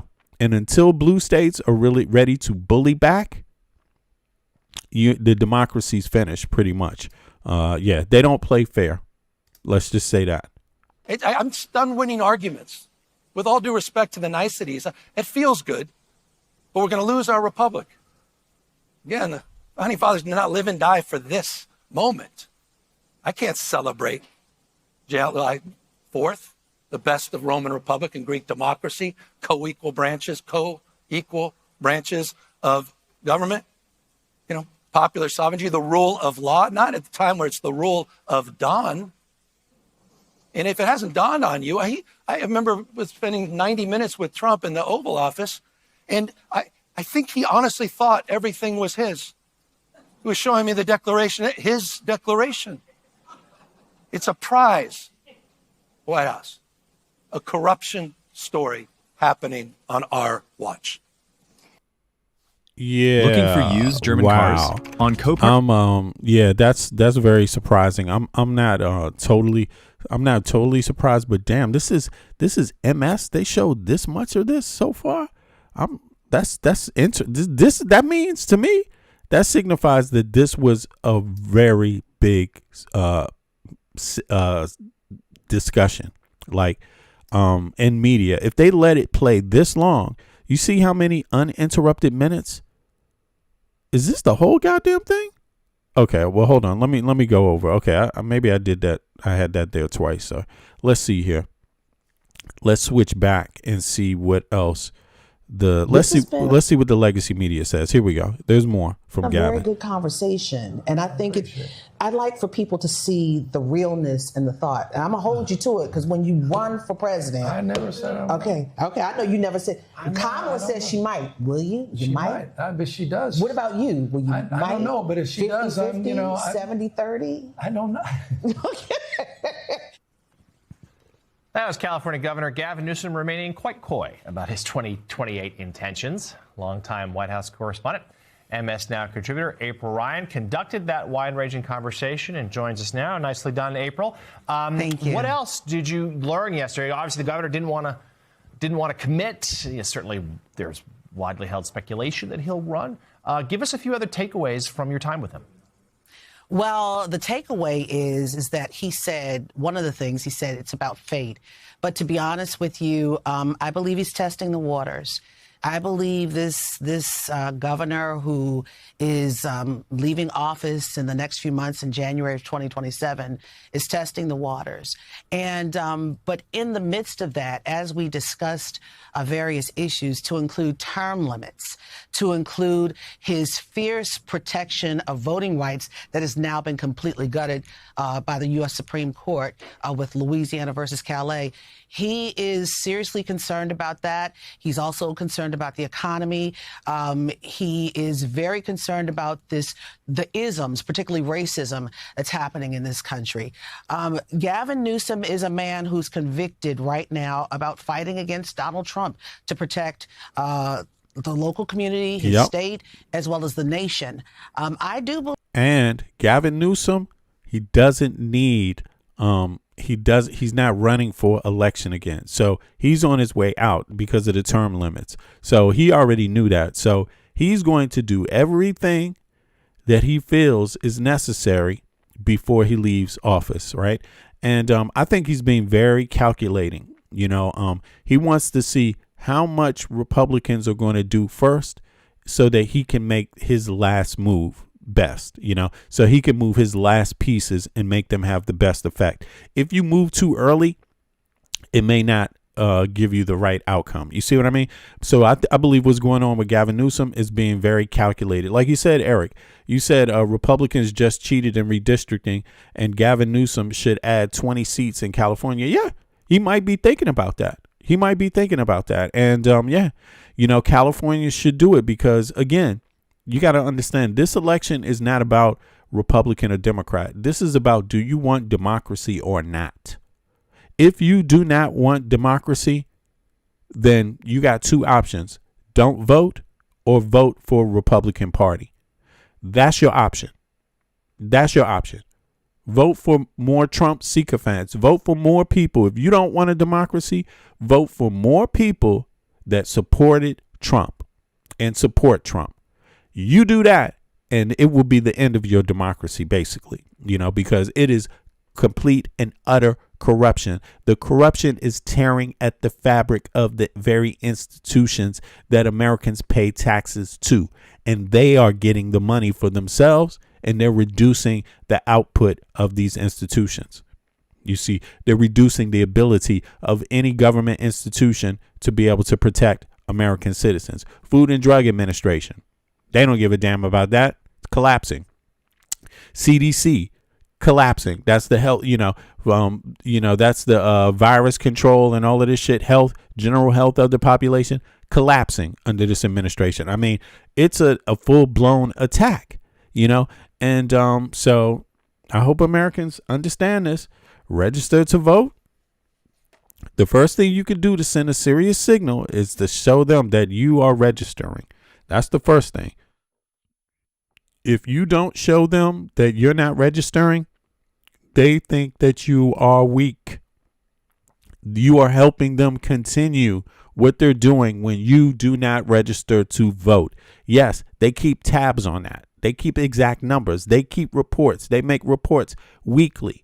And they send that information out to the White House and to the Republican Party. And they know how many people are registering to vote.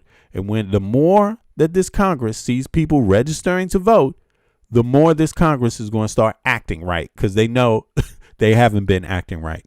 The second thing you can do is to vote. Make sure that you're registered under your correct address, right? And that you have your correct ID, and find out exactly where those voting booths are going to be. Those voting stations are going to be for the district that you live in, and get your ass out there and vote blue. Vote against this administration. Vote against the Republican Party, and do not fall for the okie doke. Do not waste your vote. If there's some independents out there that haven't done any goddamn work, do not fall for the okie doke. Do not vote for them. If they're independents that ain't doing any fucking work, haven't done any work, don't let them rob you of your vote right now. Like, straight up, you need to vote for someone. Use your vote so that the administration that is in power leaves. That's how you have to factor it in. You see what I mean? You can't say, I'm going to split the left vote to make sure a right-wing person wins the election, because the right-wing people are not split. You have to think about that when you're using your vote. But the first step is register to vote, because that's going to send the biggest signal to Congress and the White House, and the Republican Party. You know, Elon Musk will be concerned about how many people are registering to vote. Peter Thiel will be concerned about how many people are registering to vote. So if you think registering is not really a tool, no, it's one of the biggest tools you got right now, because your ass is on the line. Your ass is literally on the line. Like, let's hear some more. To be honest with you, if all things line up, he could possibly run for president. He didn't. Look, one thing for sure that you're going to hear is that there's going to be loads of anti-Gavin Newsom media starting very, very soon. There's going to be loads of Kamala Harris anti-media on social media, TikTok, everywhere. It's going to be loads of it. Probably more than you've ever seen before. You see what I mean? That is to come. Anyone that decides to run for that is anywhere close, not even if you decide, if you're anywhere close, they're already, just the fact that Newsom is speaking publicly, just the fact that Kamala is speaking publicly has already triggered them to start making anti-Kamala and they haven't even said if they're going to run yet. But that's how this machine works. They're going to get ahead of it. And the longer they don't announce it, you see, that's what's hurting the opposition. The opposition, the troll farms, the Russian troll farms, the right-wing troll farms, they're ready to go to work, but they just don't know who the opponent is yet. Totally. So that's a good place to be. 2028 election is a long way from here. Fuck that. Don't worry about that. But it tells you they are very worried about that. But right now, they're even more. Everybody needs to focus on 2028. Go register to vote. If you never voted before, go register to vote.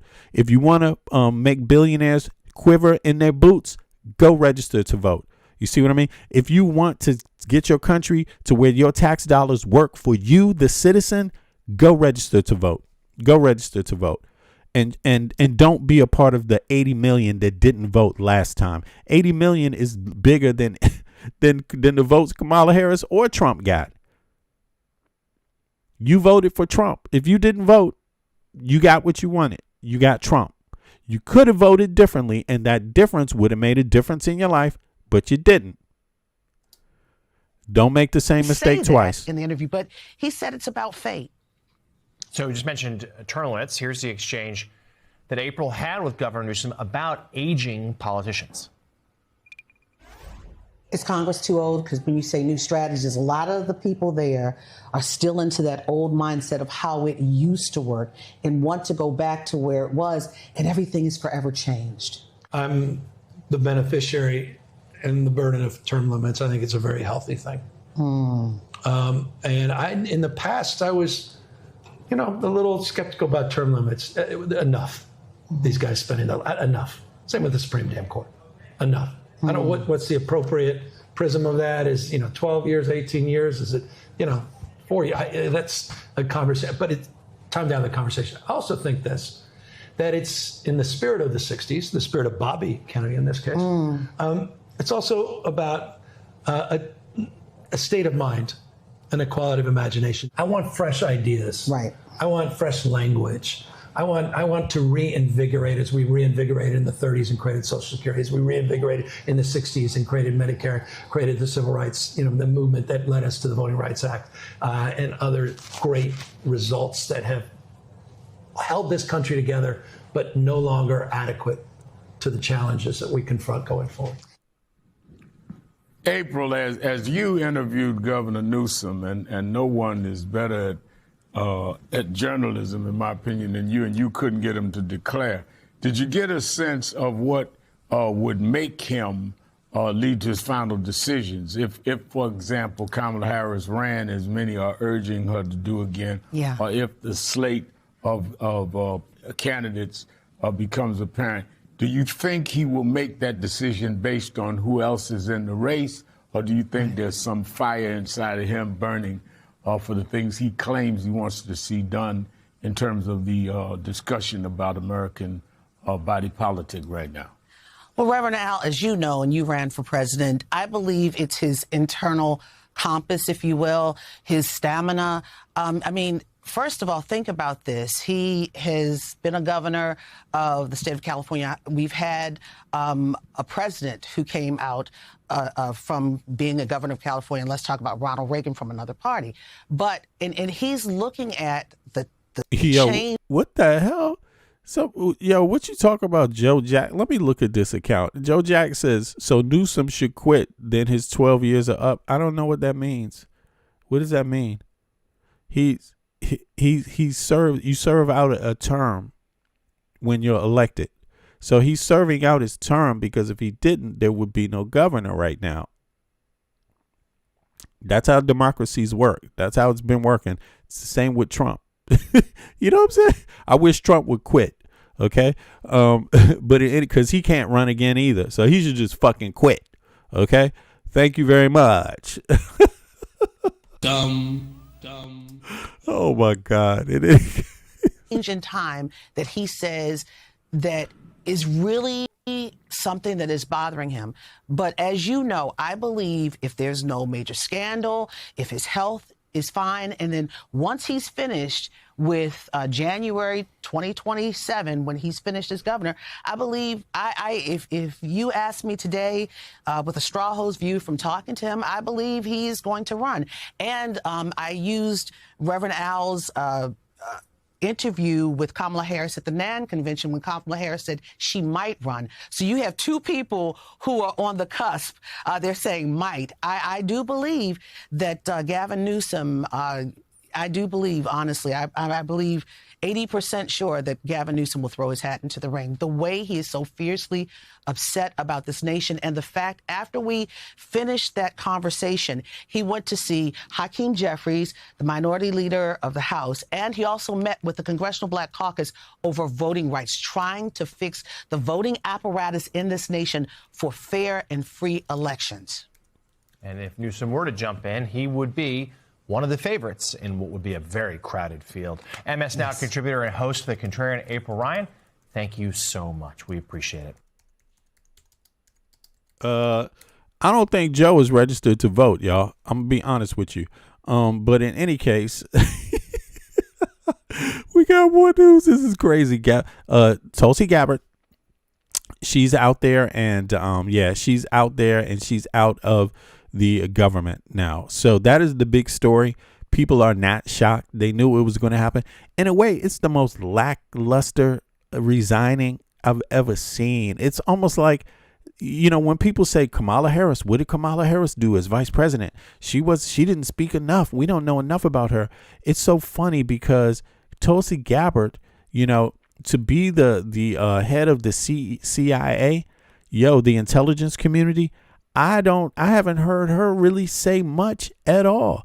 And then she said a few things, but they were very she gives the worst it's something, maybe, is lackluster the word? It's not supposed to be exciting, but she just doesn't sound like a rank and file security agent, She seems a little like she's maybe doesn't know what her job is, right? And it's kind of like she admitted it in a sense, like she went against she had an assessment. The CIA came up with an assessment under her, and the Trump administration totally blew it off in public, right? So it kind of seems like she was appointed to just do what Trump says, or she knows she's going to get the axe, because unfortunately, that's not what you need a head of intelligence to do. You need a head of intelligence that's just doing their goddamn job. Fuck what the president thinks. You're supposed to report the danger to the president. And she just doesn't seem like she was too invigorated to do that. But let's hear what they had to say about Tulsi Gabbard here. Let's see. Boom. President Trump of her decision to resign from the administration. And what she is telling associates is that she is stepping down because her husband is confronting a rare form of cancer. And so that is her rationale for stepping back from this very, very critical role at a very critical moment as the U.S. Remains at war with Iran, as President Trump weighs restarting the bombing campaign inside that country. This will be a significant departure for the administration. And so Tulsi Gabbard telling the president today that she does plan to resign and that she's stepping aside for this ultimately very personal reason, which is her husband's health. Now, that being said, this has been quite a tumultuous tenure, I think, for Tulsi Gabbard over the course of this second Trump administration. There had been clear points throughout the last year and a half when she did seem to diverge with what the president was trying to do. You know, she came to this job with a very clear anti-war background. You know, she herself is a veteran. She talked before she was. Look, this is the person Trump nominated. A person with a. You see how this doesn't make any sense. So it shows you there's some grift going on, because why would you appoint someone that has this quote unquote anti-war background unless she fabricated it herself? And that's what people are actually saying. They're saying she fabricated her whole, it's make believe. She ran as, and I don't know how many people remember this, but she ran as under a Democrat in the primaries, right? What, didn't she run at one time as a Democrat? Right. And she got this kind of, I don't understand it. But in any case, Trump appointed her. That's the main thing. So why would Trump appoint someone that is anti-war, right? It sounds like, yeah, it makes sense because Trump was anti-war, but you could see Trump is not anti-war. You could see that. You could see that's just something he said to get elected, to get people to vote for him, right?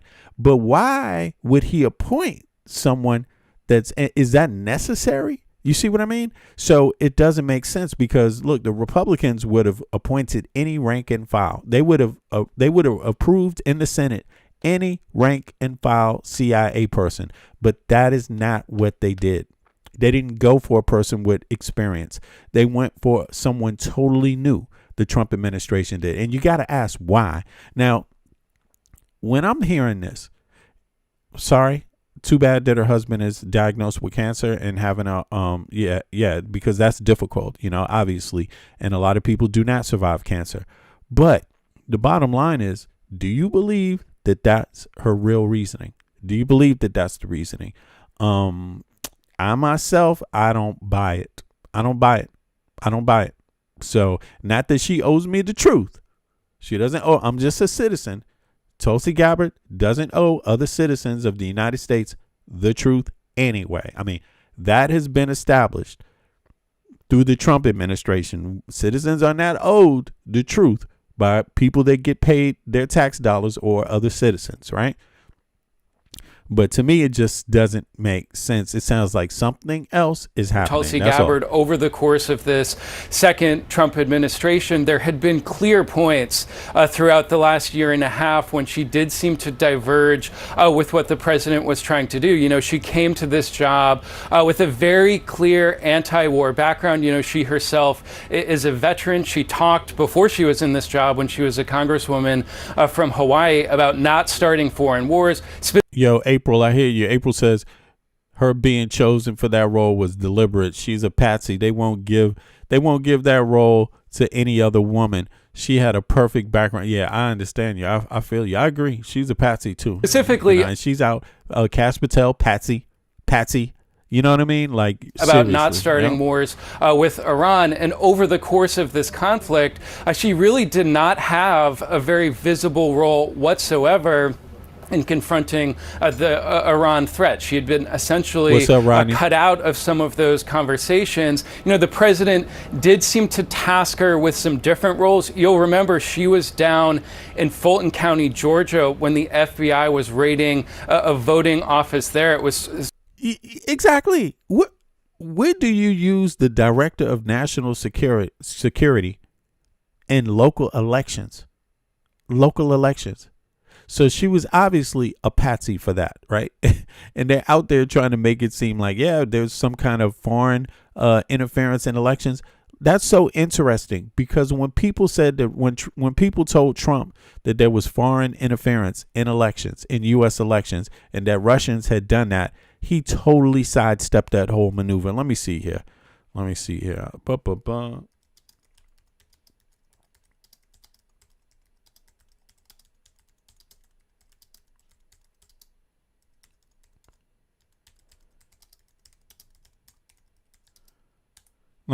if I can pull that clip up. I believe it's there, and people have seen it. I think he was actually was he actually asked? He actually was asked this in front of reporters too. Let me see here if I can pull up some video from this. Boom. Right. Is it this one?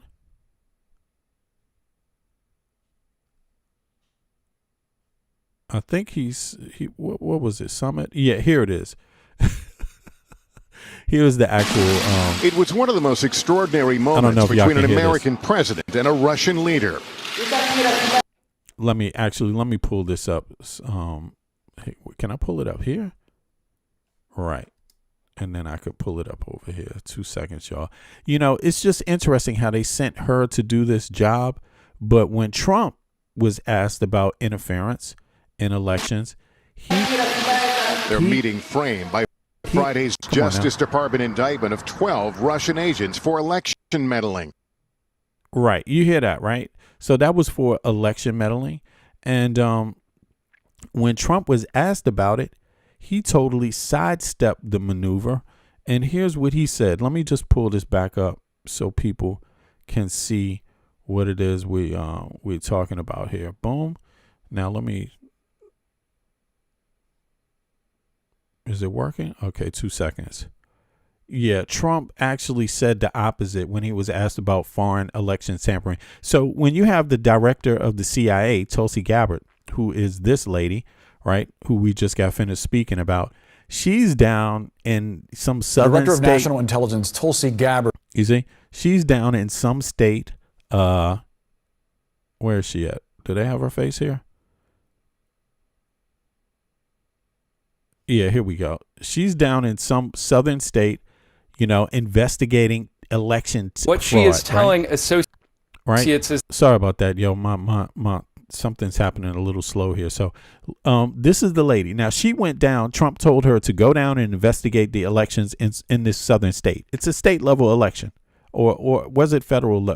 It doesn't matter. It was federal regardless, right? It was still federal. So they sent her down there to investigate it. She's the head of the CIA, right, of intelligence in the U.S., right? But when Trump was asked in Helsinki, right, a similar thing here, check this out. It was one of the most extraordinary moments between an American president and a Russian leader. Their meeting framed by Friday's Justice Department indictment of 12 Russian agents for election meddling and the judgment of U.S. intelligence agencies, including Director of National Intelligence Dan Coats, that Russia interfered. President Trump asked, who do you believe, President Putin or the U.S. intelligence community? His answer? People came to me, Dan Coats came to me and some others. They said they think it's Russia. I have President Putin. He just said it's not Russia. I will say this. I don't see any reason why it would be. And the president complimenting an offer from Putin. Instead of turning over the indicted Russian agents, Russian officials would question the agents themselves, with special counsel Bob Mueller present. I have great confidence in my intelligence people, but I will tell you that President Putin was extremely strong and powerful in his denial today. And what he did is an incredible offer. He offered to have the people working on the case come and work with their investigators with respect to the 12 people. I think that's an incredible offer. Of course, that is utterly absurd for any president to state out of his mouth. What the fuck? Your own CIA director is telling you Russia interfered in the elections. And you think it's a good idea to have Russians' own security people come and interview those people. How are they going to help you? What the fuck? But this is what is going on. This is what's going on. This is what is being passed along to the American people as, I don't know, Director of National something valid. Now let's get back to this. This is crazy because, as they said, she was sent down there to this southern election place. I mean, it is ridiculous. Here, let's see here some more. Boom. A strange sight to see the DNI down in Georgia when the FBI was conducting that raid. She also put out a report sort of downplaying the role of election meddling from Russia. Both of those, I think, meant to put her in the president's good graces. But despite all of that, there had been these clear tensions. And so now we're understanding that she is going to be leaving the administration. We do not yet know at this point who may replace her. This is a very, very critical job. You know, it was created in the aftermath of 9/11 to try and coordinate all of the government's intelligence stream. So at a particularly a tense moment, it will be critical to get this job filled. But at least for now, Tulsi Gabbard saying that she will no longer be the director of national intelligence. Yeah, especially as the United States is at war in the Middle East, it's notable that the Director of National Intelligence is departing. I also just want to talk about sort of the policy positioning of where Tulsi Gabbard was in terms of Director of National Intelligence. We heard at points that debate sort of, I guess not so much debate, a difference in stated position between what we heard from the president at times, sometimes it was Steve Witkoff, in terms of the ability for Iran to get a nuclear weapons grade weapon. And then she would often say that the capability was obliterated. I wonder for you, who just follows this space so closely, what did you see the most as most significant in her dynamic as DNI here? And I think that the primary issue was that she just didn't really deliver substance and kind of a purpose for the administration from an intelligence perspective, and that John Ratcliffe at CIA did. And so the contrast between them and the ability of them to represent the intelligence in a way that, I think that Director Ratcliffe is just more artful in threading the needle and then behind the scenes providing really value added, because the CIA has that value added, right? They have deeper analytic core, and then they have the operational capabilities that, of course, ODNI doesn't have. And so I think that, it's the divergence of views that were very core to who Tulsi Gabbard is and was, that never really synced. And then just, the value added or lack thereof. Wow. Yeah, she was a plant. She was a hired stooge, and she outlived her usefulness.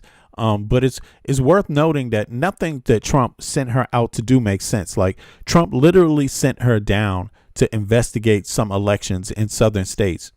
Trump himself, when he was told by his Central Intelligence officer, right, about that the elections were interfered with by Russia, he literally said the opposite. Here's what happened. Listen again. This is crazy. Between an American president and a Russian leader. Their meeting framed by Friday's Justice Department indictment of 12 Russian agents for election meddling and the judgment of U.S. intelligence agencies, including Director of National Intelligence Dan Coats, that Russia interfered. President Trump. Dan Coats was the head of the CIA, and Trump said Dan Coats doesn't know what the fuck he's talking about. And peep this. This is similar accusations. Now, this is similar stuff being said. And when she was asked, Tulsi Gabbard was asked about Iran, she said Iran was no threat. That helped Russia on the global stage. Just notice that, right? That helped Russia. We're talking about Trump. When Trump, that hurt Trump. Damn, how can I say this? It helped Russia when she said that Iran is no threat. Yeah, that helped Russia in some way, but not in the way Trump wanted it. You see what I'm saying? Because Trump, for some reason, you can't understand that. This is ridiculous. You can't understand that. Also, his actions helped Russia. When he went further and attacked Iran, that actually helped Russia even more. You see what I'm saying? So it's actually interesting how these two, how this information and these data points connect. You know, it never adds up. It's always, which one is it? You're always left trying to figure out, what do they support? Who are they aligned with? Tulsi Gabbard is the same. Trump is the same. For election, I'm even surprised that she resigned. I'm starting to think it's because of something else. Like, she is seeing the impending fall of MAGA and wants out before the elections. Like, she's probably going to leave the country. I'm just telling you.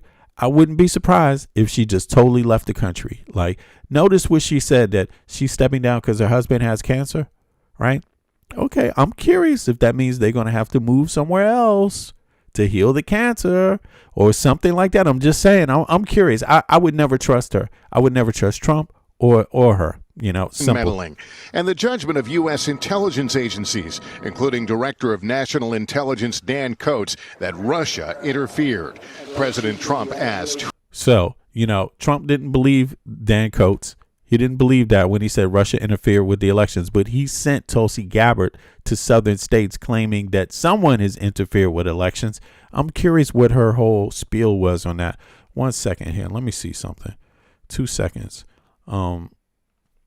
Why did Tulsi Gabbard go to southern? Was it Alabama? Go to a southern states. Election fraud and what?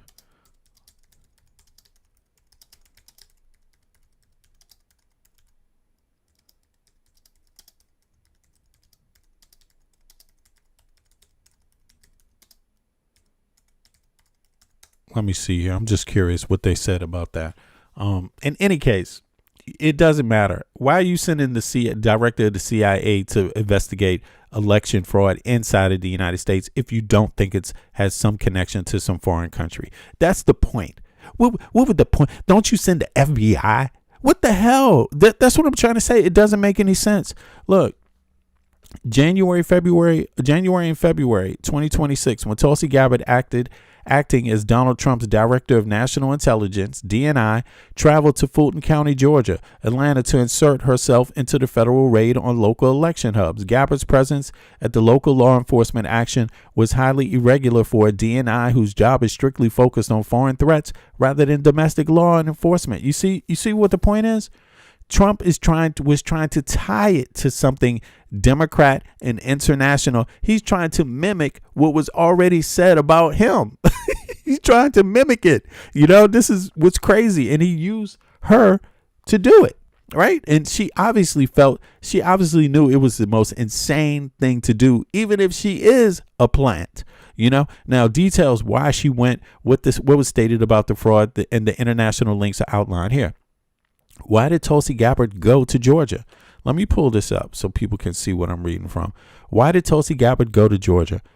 Gabbard traveled to Fulton County Elections Office after the FBI executed a search warrant to seize hundreds of boxes of ballots and voting data from the 2020 election.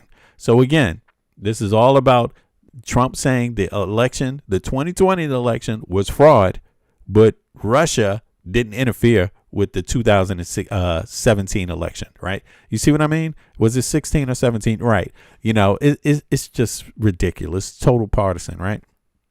But when questioned by Congress and the media about why the nation's top intelligence chief was physically present at a local Georgia election raid, Gabbard and Donald Trump stated, directed presidential request. Gabbard admitted in a letter to lawmakers that President Trump personally asked her to be there to oversee the raid. She even facilitated a personal phone call from the site between Trump and the rank and file FBI agents carrying out the seizure. Statutory Intelligence Authority. Gabbard argued she was acting under her broad statutory authority to coordinate, integrate, and analyze intelligence related to election security. Again, where is the foreign influence? Okay, she's claiming she needed to assess whether electronic voting systems were vulnerable to exploitation.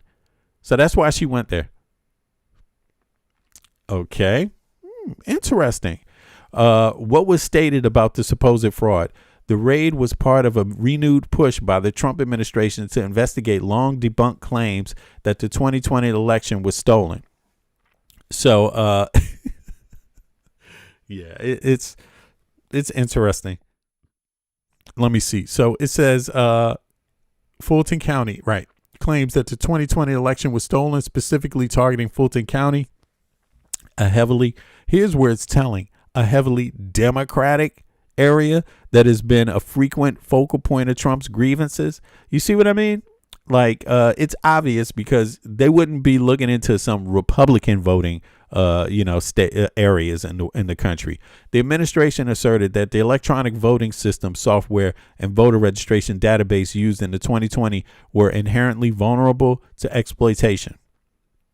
Okay, and that vote tallies could have been digitally manipulated. Trump praised Gabbart's involvement, telling reporters that she was working very hard to try to keep the election safe and hinting that you'll see some interesting things happening.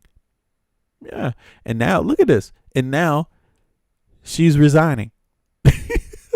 Is that the interesting thing he's talking about? This is crazy.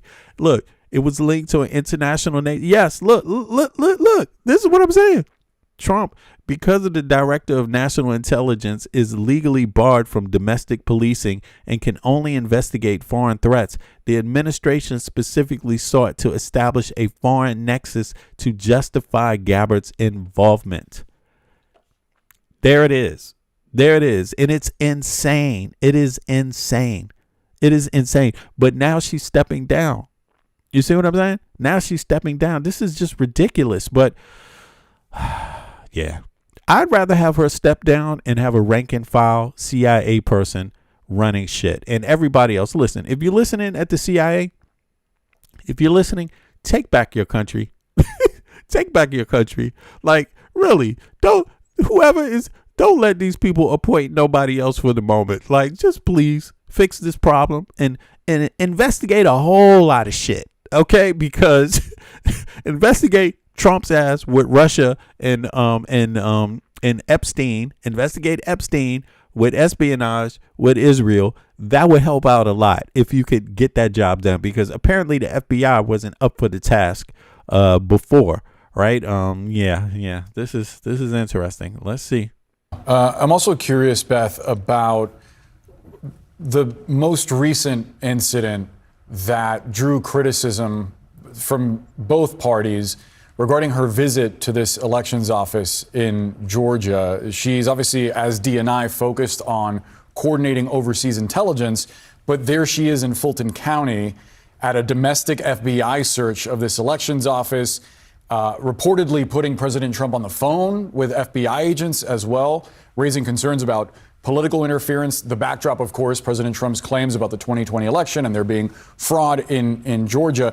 And then beyond that, there were these conflicting explanations about why specifically the DNI wouldn't Justice be Department there. indictment of 12 Russian. What does that tell you about her time as DNI? Claims about the 2020 election and there being fraud in Georgia.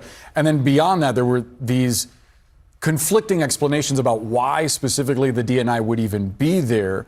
I mean, what does that tell you about her time as DNI and the ways in which her relationship with the president evolved into her work?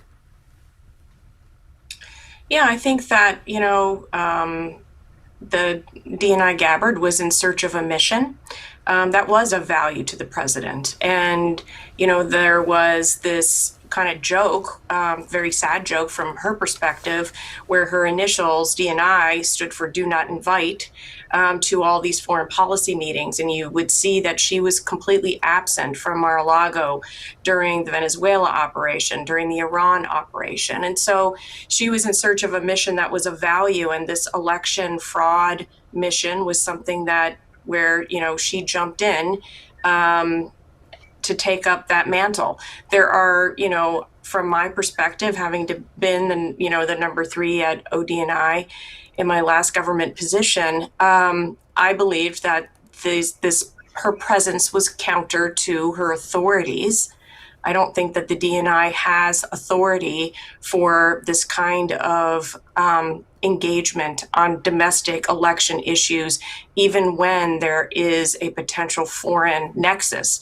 And in the case of Georgia, in all of the years, remember, this is many, many years, there has never been an accusation or an inkling of foreign activity related to that outcome. And so, it was just completely off the charts, weird. and then, just from my perspective and from many others, beyond what a director of national intelligence should be doing. Let's go to Brian Todd. Brian, obviously this was a tumultuous tenure. And before she served in the administration, her entire political career up until 2022, she was a Democrat and she was sort of non-interventionist. She spoke out against U.S. foreign policy. Then in 2024, she flipped to the Republican Party and served the president, obviously, who has been more aggressive, not only in Iran, but in Venezuela and in Cuba as well. It's notable that her vision of U.S. foreign policy, not exactly aligned. She just totally flipped. You see what I mean? That's why people called her a plant, a Russian plant. She tried to separate the Dems. So she started off as a Dem running for office, but then all of a sudden flipped completely to Trump and start using the same Russian talking points that Trump and MAGA have been using, right? That they implemented into their campaign just from one day to the next, and then she became just out of nowhere the head of the CIA, the head of intelligence, right? So it is crazy. It is obviously, it's very interesting. But again, I'm wondering what do like the Manchurian candidate. Yeah, exactly. I'm wondering what do the people at the rank and file at the CIA believe? What does the rank and file in the intelligence community think about her? With President Trump. That's what I'm curious about. That's right, Boris and Omar, that is correct. And it is unusual for a director of national intelligence to leave office, basically at the height of tensions with Iran. And as this conflict has not come to a full resolution as of yet, it's striking that she's leaving during that period. And again, not only, to emphasize what Kevin said, he emphasized that she's been controversial in a number of ways. As what Kevin mentioned, when she went down to Georgia in January, taking a look at what was going on there and trying to help with this investigation into alleged voter fraud in Georgia, that really turned a lot of heads simply because that was not supposed to be her role as the director of national intelligence. But also, guys, remember after the war began in late February, the administration, of course, attempted to justify going to war with Iran by claiming that Iran was rebuilding its nuclear program and that it posed an imminent threat following those strikes in June of 2025. The administration claiming that Iran was rebuilding its program and posed an imminent threat. Well, she had remarks to the Senate Intelligence Committee less than a month after the war began, saying as a result of Midnight Hammer, that was the operation in June, Iran's nuclear enrichment program was obliterated. There has been no effort since then to try to rebuild their enrichment capability. She then essentially almost contradicting the administration's claim that Iran... To me, what this sounds like is like two pulling governments. Russian government pulling against the Israeli government, just covertly through Tulsi Gabbard. That's what it sounds like. And both of them have their hooks in Trump. That's what this sounds like to me. Yeah. To me, I don't see how it could be described any differently. Trump has very, very close ties with Bibi Netanyahu through the Epstein files. and so does Russia, right? And Trump seems to do anything that either one of them want, right? And just go far beyond even what they want. But it seems like this might be where Israel and Russia don't agree when it comes to Iran, right? It seems like it's come in. And so Tulsi Gabbard, her being a Russian on the Russian side of things, the intelligence community, it seems like she was trying to pull Trump away from this conflict with Iran, right? Because Russia wasn't being seen so good. I mean, come on. When you let the Ayatollah be murdered and you didn't have any way of warning Iran of that, it kind of makes you a third-rate superpower. You see what I'm saying? Like, how's that possible? But of course, Russia has been helping Iran here and there. They have been helping each other. But just keep in mind, Russia could go any way with this Iran situation. The same thing with Venezuela. Are things being done because they have ideological agreements, or are they just here right now, transactional agreements? Is the relationship between China, Iran, and Russia more transactional, or is it ideological? It's not ideological. Same thing with Venezuela. It's not ideological. So it's very transactional. So that means that overall, Russia doesn't want anyone that it works with in the Middle East being attacked generally as a policy across the board. However, it's willing to work with Trump on how the pieces fall. Whereas though Israel is on the flip side of things, it doesn't want Iran having any type of influence in the Middle East. It sees Iran as a direct threat to its existence, right? This is what they say all the time. And it just seems like, U.S. is just being dragged through one or the other. Who can you help? Who can you make peace with? Can you make peace for Russia's sake, or can you make peace for Israel's sake? I mean, that's what it looks like to me. I know it's very convoluted and there's a lot of components to it, but it is what it is. It is what it is. Had posed an imminent threat, so she got in a bit of hot water for that. Again, that was a hearing in front of the Senate Intelligence Committee less than a month after the June. Iran's nuclear enrichment program was obliterated. There has been no effort since then to try to rebuild their enrichment capability. She then essentially almost contradicting the administration's claim. Right. So she said that was true, but why is she saying that? Because I think Americans need to take a good look at that. Her saying that doesn't mean she's saying it for the reasons you might think. You see what I'm saying? That's all. There could be multiple reasons why she said that. But let's continue.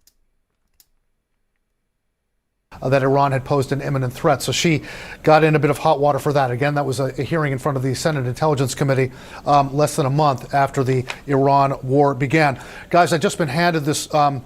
I can read from you. This is her resignation note that we've obtained from Tulsi Gabbard. Dear Mr. President, I am deeply grateful for the trust you placed in me and for the opportunity to lead the office of the Director of National Intelligence for the last year and a half. Unfortunately, I must submit my resignation effective June 30th, 2026. My husband, Abraham, has recently been diagnosed with an extremely rare form of bone cancer, she writes. He faces major challenges in the coming weeks and months.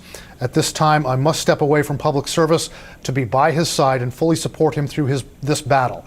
Abraham has been my rock throughout our 11 years of marriage, standing steadfast through my deployment to East Africa on a joint special operations mission, multiple political campaigns, and now my service in this. I'm curious about this, though. Bone cancer. Damn. Role. His strength and love have sustained me through every challenge. I cannot in good conscience ask him to face this fight alone while I continue in this demanding and time-consuming position. The letter continues here. Quote, while we've made significant progress at the ODNI, advancing unprecedented transparency and restoring integrity to the intelligence community, I recognize there is still important work to be done. I am fully committed to ensuring a smooth and thorough transition over the coming weeks so that you and your team experience no disruption in leadership or momentum. Thank you for your understanding during this deeply personal and difficult time for our family. I will remain forever grateful to you and to the American people for the profound honor of serving our nation as DNI. With love and aloha, Tulsi Gabbard. Okay, yeah. So, she's out of there. I'm tripping about this. A couple of strong ties to Hawaii, where Williams' family is based and where they were married, meaning they are far more likely to split their time between D.C. and Hawaii during his upcoming medical battles. In her public resignation letter, Gabbart simply stated she was stepping away from the demanding and time-consuming position of the DNI, so her husband does not have to face the fight alone, rather than implying they need to go abroad. Okay, I'm curious about that myself. If she's going to remain. Now, let me see here. One other thing. Why do people speculate that Gabbard is a Russian spy? Let me see here. I'm just curious about that. The speculation that Tulsi Gabbard is a Russian spy or Russian asset is long-running narrative in American politics. To be factually precise, there is zero public evidence that Gabbard is literally cloaked and daggered spy working with the Kremlin. Instead, the labels spy or asset are frequently thrown at her by political opponents and national security critics based on her public rhetoric, foreign policy stance, and actions have repeatedly and clearly aligned with the Kremlin's geopolitical interests. The speculation persists due to the few primary factors. Parroting Kremlin talking points on Ukraine. The most intense wave of criticism came at the start of the 2022 Russian invasion of Ukraine. Okay, this is what she's saying now. The biolabs controversy. Gabbard released a video echoing a heavily pushed Russian state media narrative claiming that dozens of U.S.-funded biolabs in Ukraine were working on dangerous pathogens. While the labs existed as are they going to talk about Gabbard here too some more? Let me see here. Is that what's coming up?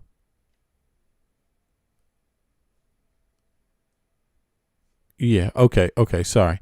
I'm just looking at something else that popped up. All right, here we go. Biolabs in Ukraine were working on dangerous pathogens. While the labs existed as public health facilities, part of an international effort to prevent outbreaks, right? So it's international, right? Russia claimed they were creating biological weapons. Her comments earned her immense praise on Russian state television, where hosts openly cheered her. Blaming NATO. On the day Russia invaded, Gabbard tweeted that the Cold War had been avoided if the Biden administration and NATO had simply acknowledged Russia's legitimate security concerns regarding Ukraine joining the alliance. So there it is. I mean, you know, it have to be understood. You have to be a moron to sit there, watch Putin send 150,000 troops to the Ukraine border, and then everyone say, hey, Russia's about to invade. Russia's about to invade Ukraine. Everyone else said that. Putin says, you have to be crazy to think we're invading and then invade. Why would anybody take his side? Why would anyone do that? It's not Ukraine to send 100,000 troops to the border of Russia. It's the other way around. It's not Ukraine who invaded Russia. It's the other way around. Why are you making excuses for someone invading? And that's what she did. The high profile. I mean, and again, if you want to make excuses about Ukraine, then excuses can be made for invading anybody at any time by anyone. High profile praise of Russian state TV. Russian state controlled media organizations like RT and Rossiya 1 have frequently used clips of Gabbard to show their domestic audience that prominent Americans support Vladimir Putin's viewpoints. They use her as a symbol of American support for Putin. That's how stupid this lady is. That didn't get her to step down. I mean, if you really are in support of the U.S., you would step down just because the Russians are using you as a symbol. And that wasn't enough for her, y'all. That wasn't enough for her to step down. She's like, nah, I'm going to keep this job. I'm going to keep this job. This is crazy. Look, prominent Americans support Vladimir Putin's viewpoints. They used her to symbolize that. State TV hosts have jokingly referred to her as our girl, our Russian agent, while clearly tongue-in-cheek on Russia's part to cause chaos in the U.S. politics. It's heavily fueled the fire of critics back home who argued she was acting as a mouthpiece for Moscow. And she, to me, it seems like she was. Simple. I mean, she thought it was NATO's fault that Russia invaded Ukraine. She put it on NATO. Okay. Sounds like she wants NATO broken up. Hillary Clinton's Russian asset comment 2019. During the 2020 Democratic presidential primary, Hillary Clinton famously gave an interview where she claimed that Russia was grooming a specific female candidate in the Democratic primary run as a third-party spoiler to help Donald Trump get reelected. Isn't that what she did? I mean, she did it. She didn't. It didn't. I mean, isn't this what she did? I mean, would Trump have even had a first term if it wasn't for Tulsi Gabbard? And this is interesting because she became the head of the CIA, the head of the intelligence community, director of intelligence, Department of Intelligence, or whatever they call it, right? You see here? While Clinton didn't say her name, it was universally understood to be Gabbard. Gabbard fiercely fired back, suing Clinton for a defamation, a lawsuit she later dropped. Right. Yeah. And leaning hard into her background as a U.S. Army veteran and lieutenant colonel to prove her loyalty to. But you've had plenty of, you already had other military people actually plead guilty to committing crimes, essentially for Russia. You've had that before. You see what I'm saying? Or in collaboration with Russian agents. You've had that before. So her leaning on her being a veteran, it doesn't mean that you wouldn't do it. Right? However, Clinton's asset label primarily stuck to Gabbard's mainstream circles. Okay. Meeting with Syria dictator Bashar al-Assad, 2017.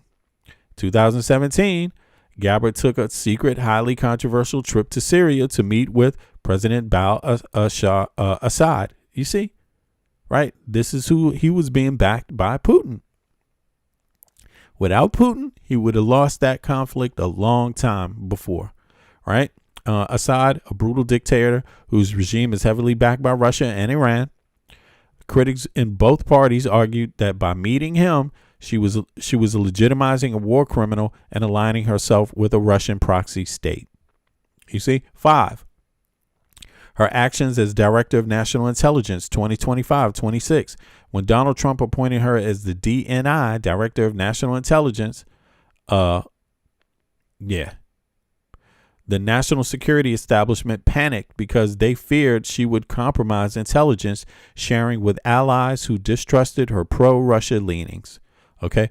Once in office, she formed the Director Initiatives Group, DIG, which she used to aggressively declassify documents in an effort to retcon the 2016 Mueller investigation.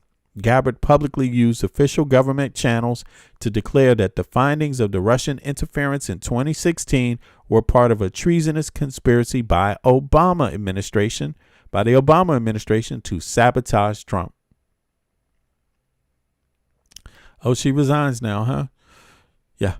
I bet if Obama resigned because of his wife having cancer, they would have been like, no. He's no patriot. Obama administration to sabotage. Okay. To intelligence experts, using her power to completely rewrite the consensus on Russian election hacking looked exactly like a victory for the Kremlin. Yep. Yeah. So then there's an alternative perspective. Gabbard's defenders and anti-interventionist supporters argue that labeling her a spy is a cheap smear designed to silence anyone who questions U.S. foreign policy. Yeah. Okay. Well, she resigned, y'all. She's out of the picture now. And and she's out of the picture because of her husband got bone spurs. Okay. So bone cancer. I'm sorry. That's why. So she wants to spend the rest of her life with her husband while he's alive, cancer. And she doesn't have time for the Americans anymore. She's going back. Look, and she's going to Hawaii. Is she even American? Isn't that what the Obama detractors would say? Where's her birth certificate? Where's Tulsi Gabbard's birth certificate, y'all? I need to see it.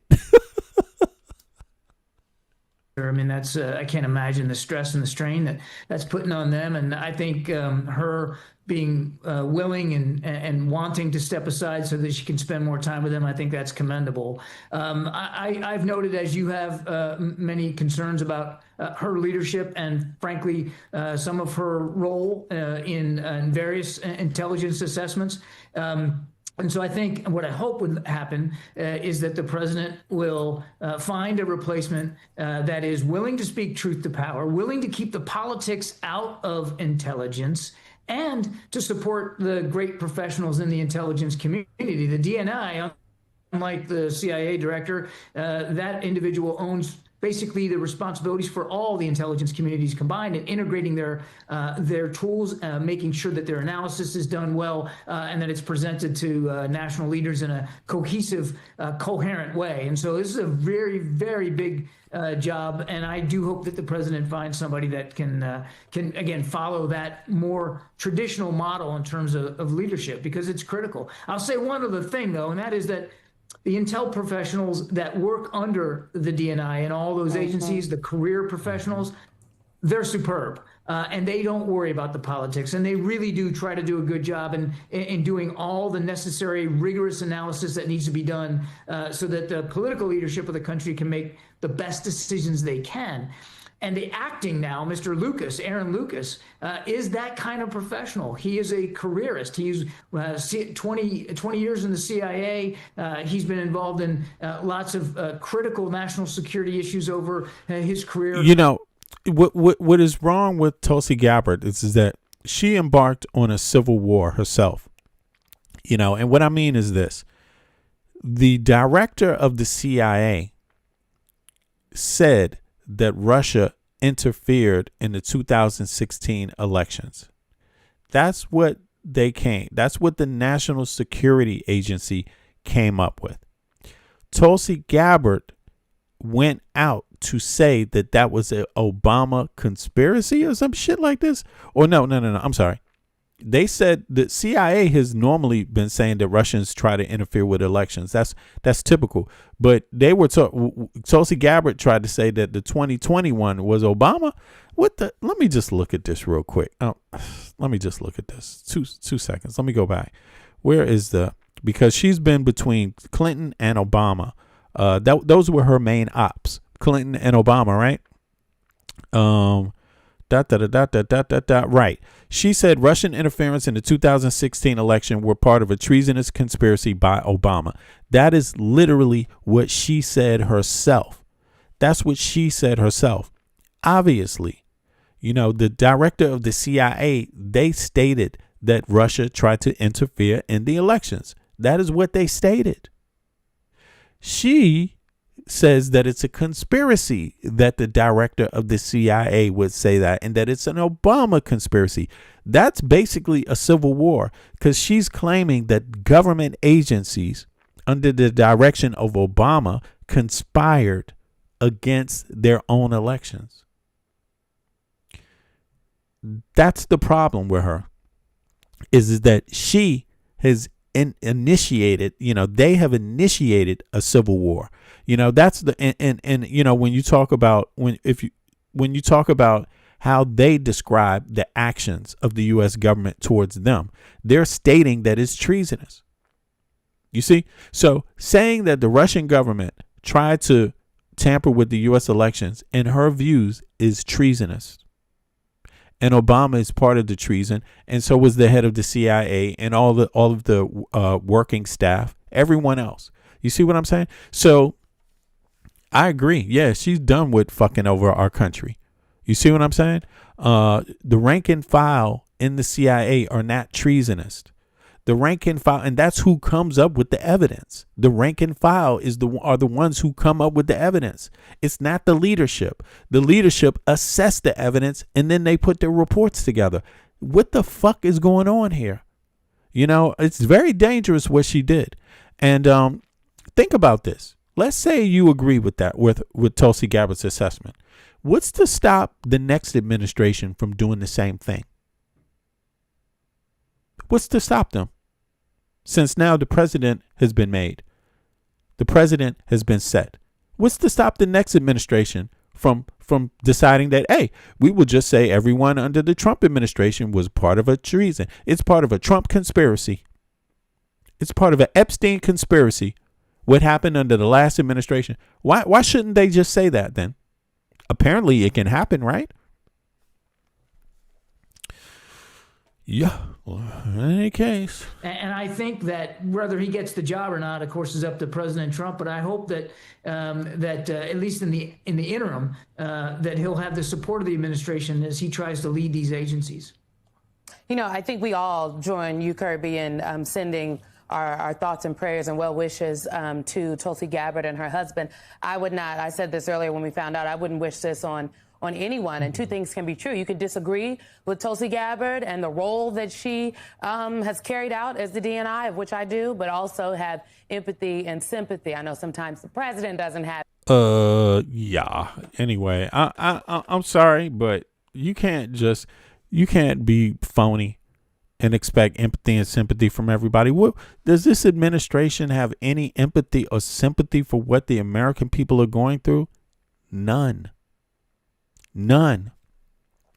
The American people have stated that they are more under attack by this administration than even foreign governments. You know what I'm saying? It's like the American people are saying that this government has fucked over their lives, fucked over their savings, fucked over everything. And yet they're not hearing, they're not showing empathy. Tulsi Gabbard doesn't come out and show empathy for anybody. And listen, we talked to, we just heard Gavin Newsom say, yo, we have to come out, and Democrats and progressives have to stand up and be just as brutal. Like, did he say brutal, or what's the exact word he used? But in any case, you know, we have to we have to treat people how they're treating us, at the very least. Okay. And in fact, maybe more, you know what I'm saying? Because sadly enough, they have taken it this far. If there's anybody that is suffering in this country, this administration has come out and laughed in your face and gaslighted you to your face. And why should any representative, any person, any sycophant, any appointee by Trump, why should anybody see them as any different? You see what I mean? Why are they to get better treatment from you than they give you? That doesn't make any sense. So I don't really agree with Simone. I know she's on MS and has to play that role. But I think that shit's been finished, man, in the U.S., man. Americans have been attacked brutally and gaslighted by this administration. That nobody's ever going to forget that. People, they're literally trying to interfere in elections right now, the goddamn federal government. You know, I don't think people are just going to forget that. You know, Tulsi Gabbard brought her ass down there at the orders of Donald Trump to interfere in a fucking election, to actually try to give credence to a election scam, to a lie that the 2020 elections were interfered with. Like, she played her part all the way against anybody that was civil. You know, Gabbard has Cadillac government insurance. Oh, hell yeah. She's being treated excellently by the American public. The American public made sure she got the best health care, her and her family. Yes, you do. And she doesn't give a fuck about anybody that didn't support Trump. Like, straight up. That's not nice. That's not giving respect. That's not giving of respect. Yo, man, the gaslighting is deep. In any case, let me see here. Who else is talking about this? There's a little more coverage on this. Let me see here. Boom. MS, Tulsi Gabbard, MSN. Come on now. Let's get it going, MSN. See who else is in the house. Then there's Associated Press. They made some comments. Let me see. I think I'm going to go on after this to the next little topic and then be out of here. Do me a favor, click the like button if you don't mind. Please click the like button. Subscribe. Obviously, if you're in the chat, you subscribe, because the chat is only for subscribers right now for the rest of the day. But if you haven't clicked like on the video, do me a favor and click like. Now, Democratic Representative. If you're watching from your TV, pick up your remote and click like for me. I appreciate that. Brendan Boyle of Pennsylvania, ranking member of the House Budget Committee. Congressman, good to see you. Happy Memorial Day. So what happens now? Are you confident that lawmakers can put a stop to this so-called anti-weaponization fund? Well, good to be with you. You know, you have to take a step back for a moment and think about the last almost 18 months that Donald Trump has again been president. And what we have seen is time and time again, most of my Republican colleagues have just loyally, obsequiously gone along with whatever President Trump demands of them. And the few who have spoken out or not been with him 100% of the time, President Trump has gone after in Republican primaries and has defeated. So forgive me if I will remain a little bit skeptical that when push comes to shove, Republicans really will finally and permanently stand up to this president when it comes to the outrageous slush fund for the criminals who assaulted over 140 Capitol Police officers, or the separate $1 billion for Trump's big, beautiful ballroom. Well, we saw House Republicans abruptly canceling that vote to rein in Trump's war in Iran after it became clear that it was going to pass and essentially put an end to the war. What do you think it's going to take in the case of this anti-weaponization fund and some of the other controversial moves the president has made recently? You know, it's amazing the power that just 3 House Republicans could have, or just 3 to 4 Senate Republicans could have, on not just these matters that we've been discussing, but any other matter of public policy. That is all that it would take when you think about it. It's actually a very small percentage of Republican members of Congress that really could make a crucial difference.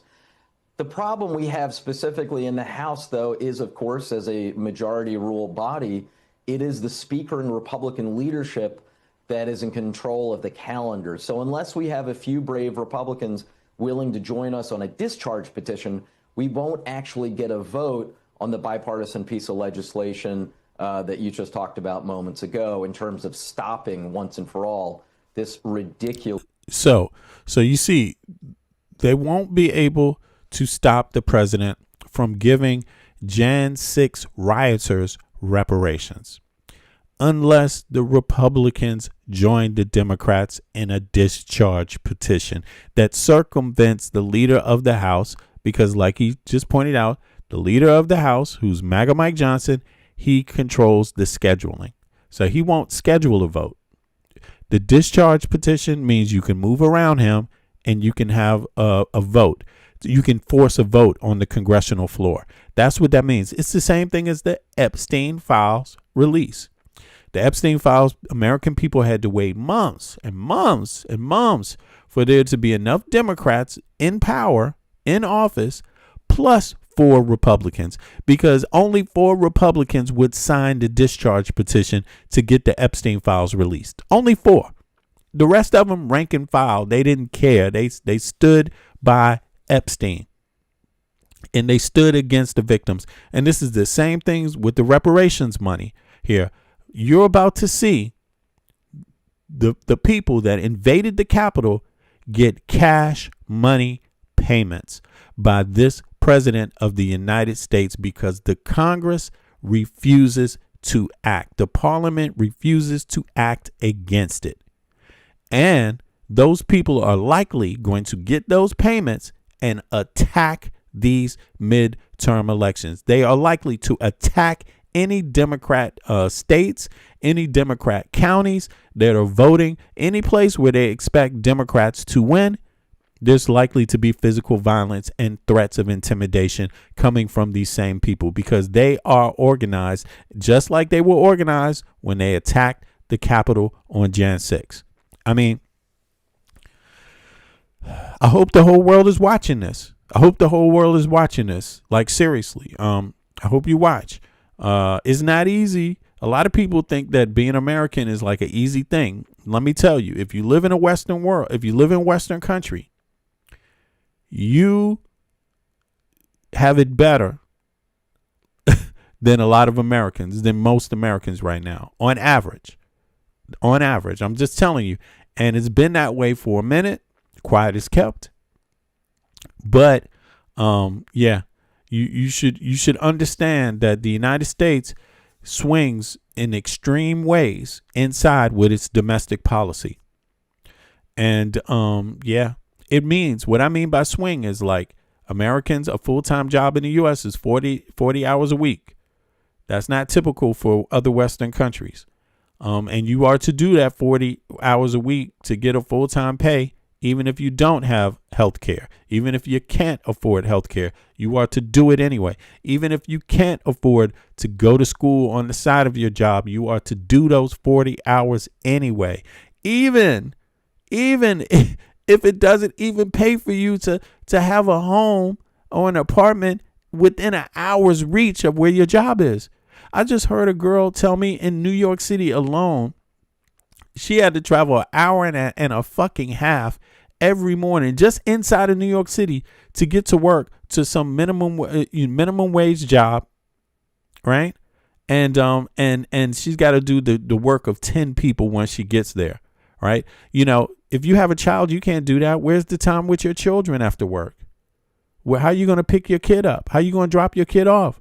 You know, so there's a lot of extreme situations that go on in the U.S. that are not normal in other Western countries. Other Western countries usually use their tax dollars to help segue that aspect of life to make it easier on the everyday worker. That's not the United States of America. The United States of America has a piss poor history of doing that. Yeah, we've tried to do it with some certain administrations, but it's usually shot down by the Republican, either the Republican Supreme Court, like the student debt relief thing, shot down. Boom, Supreme Court. You can't do that.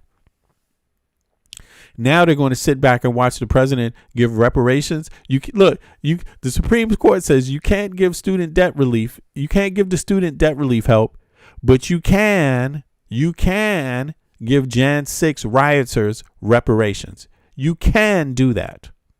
This is America. This is what's going on right in your face. This is what's going on. They say they're part of a Western country. They say they're part of Western civilization. I say the United States doesn't act like it's part of a Western civilization. That's what I say. Slush fund. Congressman Boyle, if you can stand. Join us on a discharge petition, we won't actually get a vote on the bipartisan piece of legislation that you just talked about moments ago in terms of stopping once and for all this ridiculous slush fund. Congressman Boyle, if you can stand by, we have some breaking news, and I'd like to get your reaction to it on the other side. We have just learned that Tulsi Gabbard is resigning as the Director of National Intelligence. MS Now's Jake Traylor is following this for us from the White House. What can you tell us, Jake? Yeah, Chris, this is something we learned of moments ago, according to a senior White House official as well as a senior administration official talking to MS Now, telling us that Tulsi Gabbard has resigned from her position as the director of the office, the director of national intelligence. That is per a White House official and a senior administration official. One White House official telling MS Now the reasoning for that resignation is coming due to Gabbart's attempt to support her husband as he battles a rare form of bone cancer. We are working to learn the details. Who gave him the rare form of bone cancer? I'm curious about that too, man, because these people, they play a really diabolical hand. You know, who gave him the bone cancer? Who gave him the rare form of bone cancer? I mean, let me see something here. You know, really, you work for them. You work. Look, you lay down with dogs, you come up with fleas. What form of bone cancer does her husband have? I'm just curious about this. Yeah, lay down with dogs, come up with fleas. Look, in her official resignation letter, the public statements, Tulsi Gabbard did not disclose the specific medical name of the bone cancer her husband, Abram Williams, was diagnosed with. Why not? She and President Trump have only publicly referred to it as an extremely rare form of bone cancer. Extremely rare form. So it's not rare, it's extremely rare. Because the family has kept the exact diagnosis private, the media and the public do not know if it is a specific type of sarcoma, such as osteosarcoma, chondrosarcoma, or Ewing sarcoma, or an even rarer subtype. Her statement focused entirely on the severity of the diagnosis and her need to step away from the office. I mean, needless to say, should you trust either one, Trump or her? Should you trust it? Like, everything you know about Trump, would you trust it? Everything you know about her, would you trust what they're saying? I mean, I'm not saying he doesn't have it, but first of all, I wouldn't even believe it. I wouldn't believe he has any type of rare form of bone. I would automatically believe it's exaggerated coming from her or from Trump, because I don't trust them, and they do tend to exaggerate and also manipulate, right? But even if it was, my second thought is, like, how did he get it? Like, I'm just curious about that. Like, where does it come from? Right. Could it be something else going on there? Who knows? But let's see. We'll play it. Let's let it play out. Of that resignation, the timing of that as well. I will note, though, just for a little bit of context there, Chris, is there's been a lot of speculation around Gabbart's involvement in the administration, particularly around President Trump and the White House's involvement in foreign relations in Venezuela, particularly in Iran, as this war has raged on for months now. Gabbard initially was a longstanding critic of any type of regime change wars globally. Her initial candidacy and then initial endorsement of President Trump back in 2024 was centered around her continually saying President Trump will not lead us into new wars. And so there's been a lot of questioning and reporting around Gabbart's involvement in this administration as it has continued and pursued war with Iran over the past couple of months. But as of now, we know that her resignation has been sent to the president's desk, that he has been made aware of it. And these two administration officials are saying that this will come imminently. We're still working to learn some of the details of this resignation, some of the behind-the-scenes matter, which we'll bring to you as soon as we get there, Chris. Jake, thanks so much for that. And certainly we wish all the best to Tulsi Gabbard's husband as he fights a battle against, as she put it, an extremely rare form of bone cancer. But Brendan Boyle, if I can come back to you on this, obviously the president's intelligence team has been under fire recently. That includes, I think, first and foremost, Kash Patel and the FBI, the members of the intelligence team we haven't talked about, are the CIA director, the NSA director, but I wonder what your reaction is to a member of his intelligence team stepping down. Yeah, well, first, Chris, I share the sympathies you expressed to Tulsi Gabbard's husband having this apparently very rare form of cancer. So I wish them both the best in terms of this health matter. I served with Tulsi Gabbard in the House of Representatives for several terms. Although the member I served with in the House of Representatives is almost a different person from the person who would ultimately join and endorse President Trump and join his cabinet.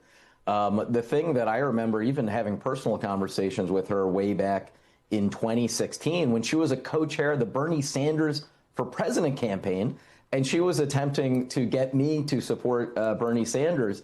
And what I remember from this conversation is she was passionately against Hillary Clinton because, and these were exact words, she was saying, quoting her, "I can't support Hillary Clinton because she will cause a war with Iran. And if there's one thing I'm committed to, it's ensuring this country does not go to war with Iran." Those were her exact words to me in the members' cloakroom some years ago. And now here we are.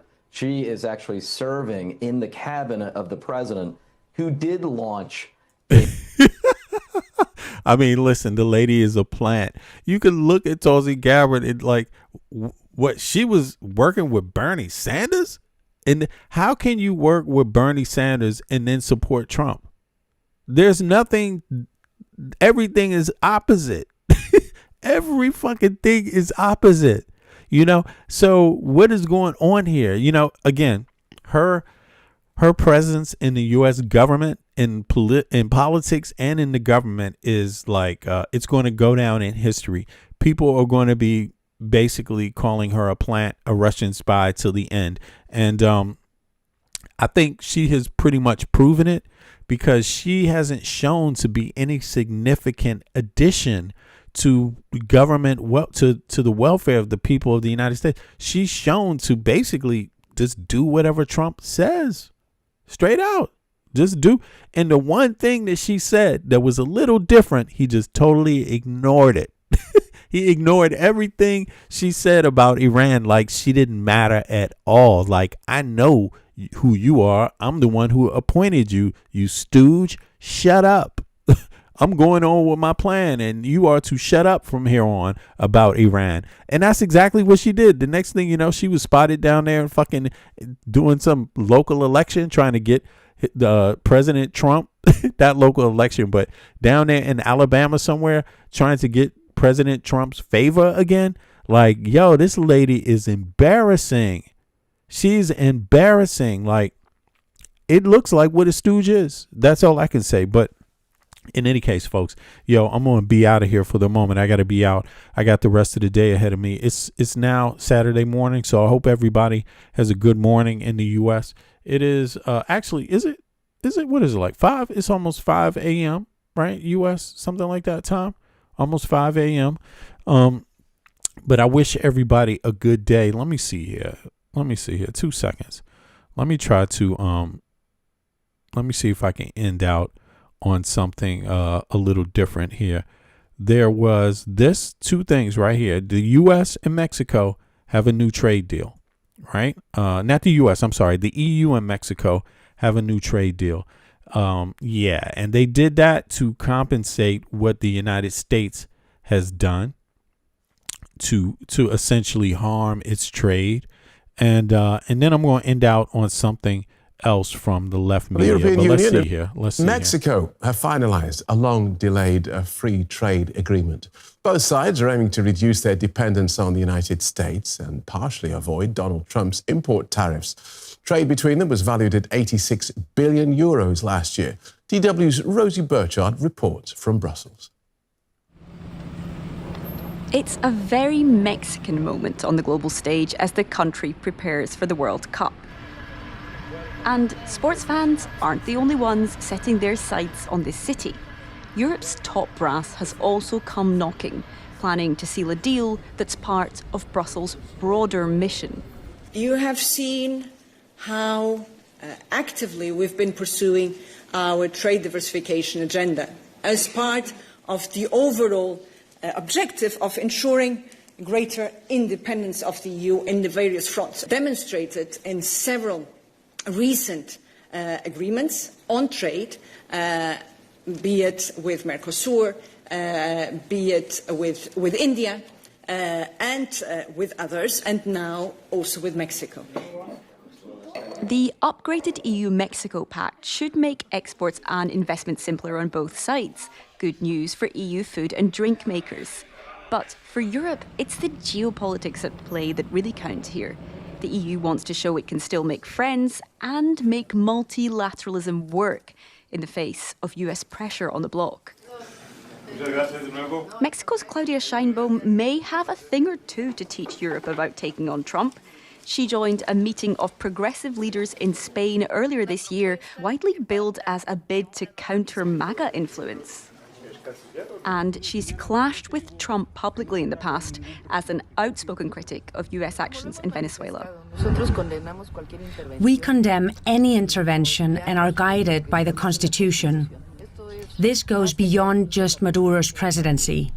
It has to do with international politics, international laws. And it has to do with the very clear principles of Mexican foreign policy that we defend. But now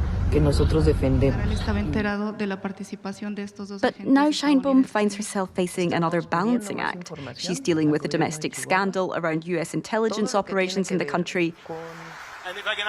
And her government is renegotiating a much bigger trade deal with World Cup co-hosts, the US and Canada. Thank you very much. Let's go. So Mexico may be keen to show provisions in its pact with the EU don't upset plans with partner number one, the US. All right, let's get more from journalist Irene Baños Ruiz, who joins us from Mexico City. Welcome, Irene. We're talking about two linked agreements signed today that update a previous deal. Just talk us through what was signed and why it matters. Yes, so these two agreements are actually two parts of the same big agreement, a major update from the already existing agreement signed in the 2000s. That agreement signed in 2000 was already a major agreement between Latin America and the European Union. Today, what they have signed means eliminating almost completely the tariffs on the good trade between the Latin American country and the European bloc, but that also means cooperating more closely in regard to topics such as safety, justice, or digital commerce. So it really marks a historical moment for both blocs that hadn't met, also that's important to remark, for 10 years. And how important are these two markets to each other? So actually, the European Union is the third biggest investor in Mexico, behind the US and China. And both have increased their trade extent in about 75% in the last decade. So that means they actually represent high percentage, but more than anything, they also have a symbolic effect on each other faced to the financial pressure that Washington is putting on both the Latin American country and the European bloc. Yeah, I wanted to talk about that because obviously as Europe and Mexico wrestle with the United States over trade and tariffs, I guess a deal like this takes on an increased geopolitical significance. Definitely. So this is a sign that this alliance between the European Union and Mexico might make them less vulnerable to the changes that Donald Trump is imposing on both the bloc and the Latin American country. It's particularly important also for Mexico as the country is negotiating right now with Canada and the United States the update of the TMEC, another major commercial agreement that is putting a lot of pressure on the Latin American country. Both the European Union and Mexico are giving a signal that they are not alone and that they are looking for strong alliances to face the increasing pressure from Washington. Interestingly, this deal includes binding commitments on labour rights, environmental standards and climate action, all of which seem to be anathema to the Trump administration.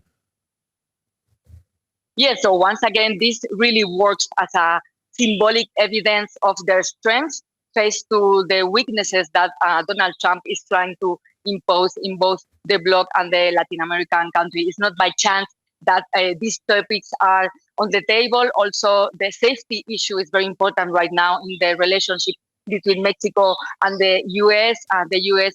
attacking constantly the Latin American country, accusing of being a narco state. So it's important that they both show this strength in topics such as safety and justice, but also in other ways, like the finding of raw critical materials, which we know is right now very important for both the European Union and Mexico. Also, not only in relation to the US, but also to other competitors such as China.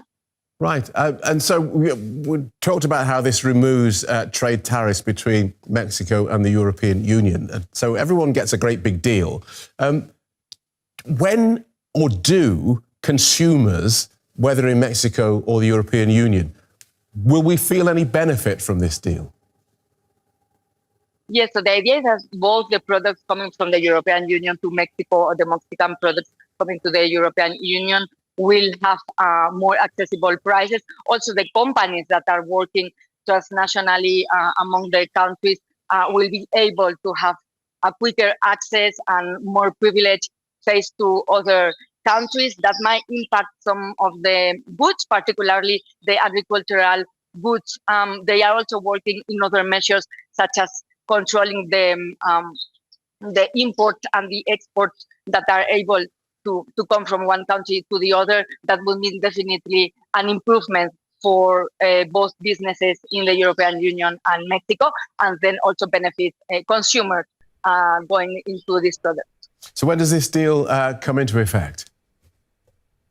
Well, they are signing it right now. Actually, beside me in a room here, we have Ursula von der Leyen and Sheinbaum signing it right now. Now it needs still to be approved or ratified by the Mexican Senate and by the 27 members of the European Union. One part of it still is the interim report. That's one of the two parts we were mentioning before, and that can already move forward without a further approval, so that the this agreement can already be implemented and be felt without waiting so much all the structural and administration process. Okay, thank you for that, journalist Irene Baños-Ruiz. So, yeah, exactly. So you see Mexico and the EU. The EU is moving forward with trade deals across South America. Now it's Central America, bolstering trade again with Central America. These are all the places where the Trump administration wanted to move out of, right? And it's a little ironic because when you listen to Trump speak, again, they have this issue with Castro, the Castro regime now. And it's hard to figure out what Trump's goal is. Does Trump want to bolster democracy, or does he want to bolster trade, or does he want to do both? It seems like he flip-flops. He doesn't really know what he wants. And in not knowing what he wants, everyone else is able to step in because they know what they want. People want trade. Look, even people want to trade with Cuba. Believe it or not, the Trump administration may be totally and utterly against Cuba, right, due to its politics. But that doesn't mean every government approaches the situation the same, right? For example, I believe Denmark, they actually allow some exports from Cuba and always have. I mean, Cuban cigars you could get in Denmark for some time, even liquor, I think, let me just look that up. But I believe that is the case, but it's the Trump administration that has this unilateral, the U.S., not U.S., but Trump has this all or nothing thing. And it just makes you wonder, should the everyday people suffer? If you don't agree with the government, should the everyday people suffer? Is that your target, or is your target the regime? How can you target the regime? Can you pinpoint targeting the regime, or does it have to be like cut everything off, all trade, shut the whole country down until something changes? And I just think it's really, really strange. Our policy with our own neighbors doesn't seem to match up with other people's policies with our neighbors. Like, we're losing, under Trump, we are losing. We're losing even with our own neighbors. Like, it's embarrassing. And even the neighbors that don't want to move closer to China or Russia, we're even losing with them. But in any case, I'm going to be out right now. I'll see you guys later on today. I'll be back in like 12 hours. Listen, thanks for joining me again. If you haven't clicked the like button, click the like button. And if you haven't subscribe to my channel. I will be back in 12 hours. And over here, we only do political talk. We don't do the shucking and jiving and the singing and dancing. And, it's okay. Right. You know what I'm saying? It's okay. But we do 95% real, raw, up-to-date news. So I appreciate everybody for joining me on that adventure. Yo, I'll be back. They were just down there in Mexico, so big up to the Mexicans. And I'm going to go out on one of my tracks here. I did this track with a cat named Mission, also Jamaican descent, and we came up with this title called Señorita, which a lot of people have. But check it out. Let me know what you think. You can get it on iTunes. You can get it on Spotify. You can hear it on YouTube, all that shit. Let me know what you think, y'all. I'm out. I'll see you guys in 12 hours. I appreciate everybody. One. See you later.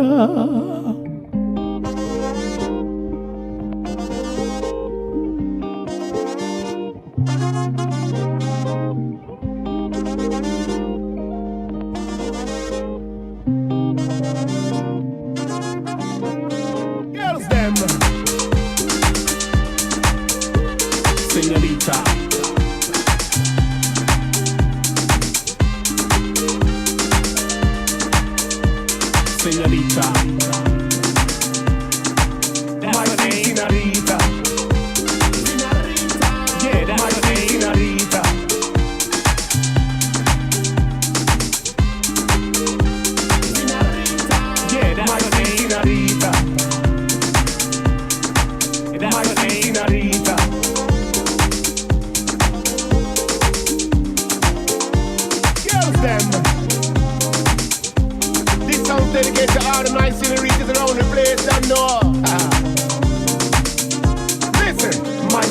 senorita. Wind up your waist, get sweeter. Your body so hot, let me greet her. Let me treat her, senorita. My sweet senorita. Wind up your waist, get sweeter. Your body so hot, let me greet her. Let me treat her, senorita. My sweet senorita. Wind up your waist, get sweeter. Your body so hot, let me greet her. Let me treat her, senorita. My sweet senorita. Wind up your waist, get sweeter. Your body so hot, let me greet her. Let me treat her, senorita.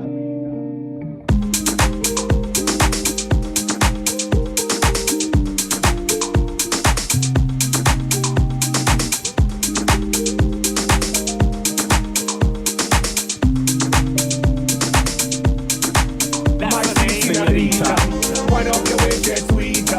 Your body so hot, let me greet her. Let me treat her, senorita. My sweet senorita. Wind up your waist, get sweeter. Your body so hot, let me greet her. Let me treat her, senorita. My sweet senorita.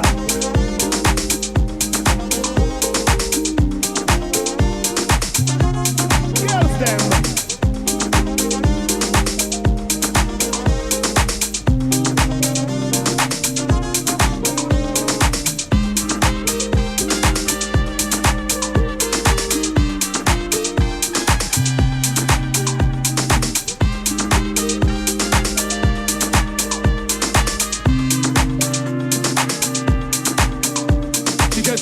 Wine and shake it one time. I love the way she move, yeah, she do it so fine. It's just hot like a cherry, sweet like a pie. I love the way she move, you know the body so fine.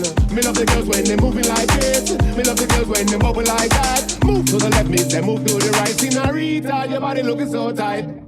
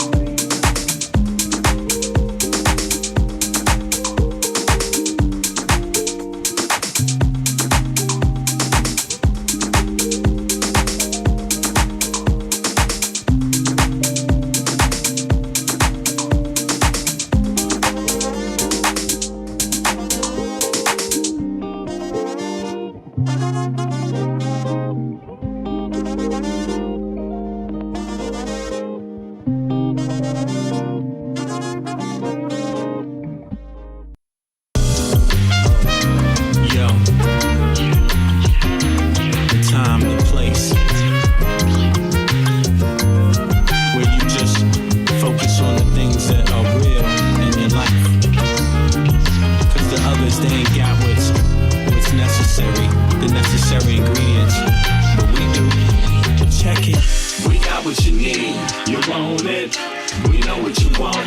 got it.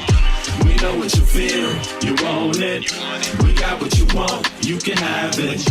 We got what you need, you want it. We know what you want, we got it. We know what you feel, you want it. We got what you want, you can have it. Orientation in this place we call Earth. Love from conception, from your mom, your birth. Pops planted the seed in the turf. From there, you must find out what life is worth. Grew up learning your do's and don'ts.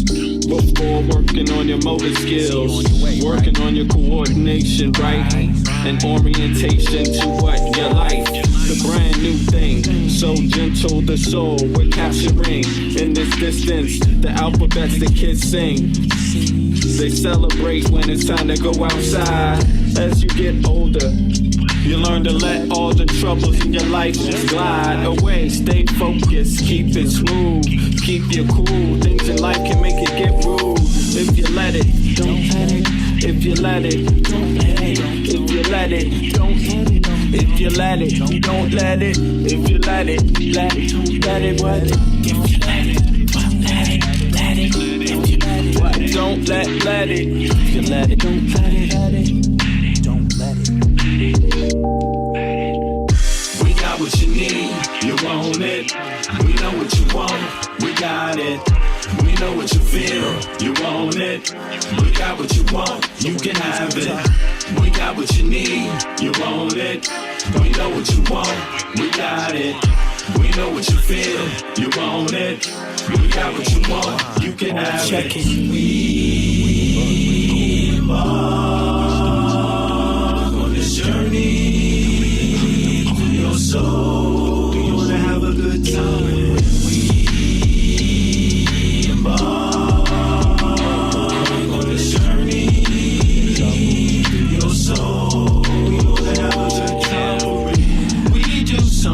That you know you can't deny. We're just slipping in and out on a journey, you and I, on a mission to salvation. Our spirit be our transportation. We think you'll do a little love and that is true. For real, we bring something that you know you can't deny. We're just slipping in and out on a journey, you and I. What? We got what you need, you want it. We know what you want, we got it. We know what you feel, you want it.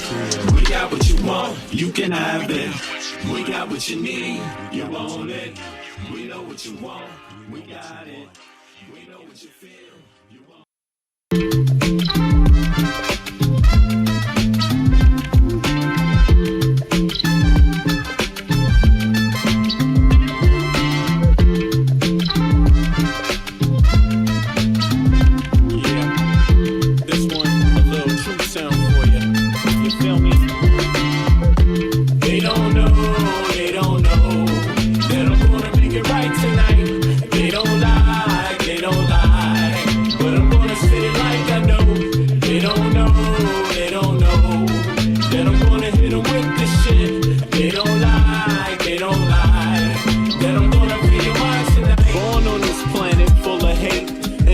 From our harshest past, embedded in our society's identity. But then again, can you tell me that's free?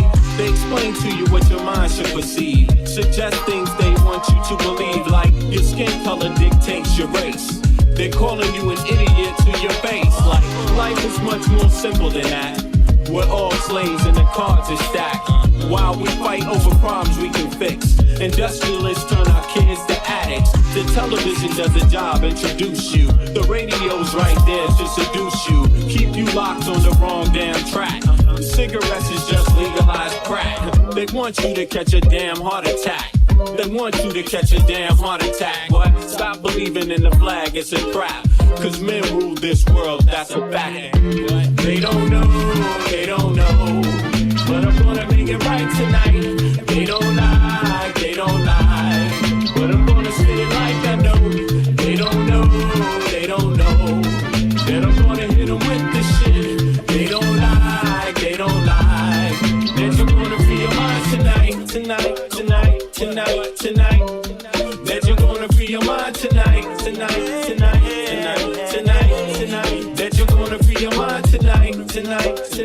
tonight, tonight, tonight. That you're gonna free your mind tonight, tonight, tonight, tonight, tonight. If you see a man that needs help, then help a brother. If you see a sister on her own, still love her. Cause life is about how you choose to see it. But you gotta teach people how to learn to see it. The planet's been through suffering many times. We propagate many wars many times. The people need to wake up and stop accepting deceit from their own government's deception. You can't blame the people for needing protection from the government's bad reputation. We need to sing a song called Free the Nation. Cause we done had a whole lot of separation. Racism, classism, nationalism, based on keeping people out on the plantation. That's the plan, no doubt. Cause rich people got a plan, no doubt. If you still don't understand and believe that we are all one from the same mother and respect each woman and man with the same consideration you would like to be given on a daily, then you need to retire so the new generation can take over and show you how to live and govern this place we call Earth home.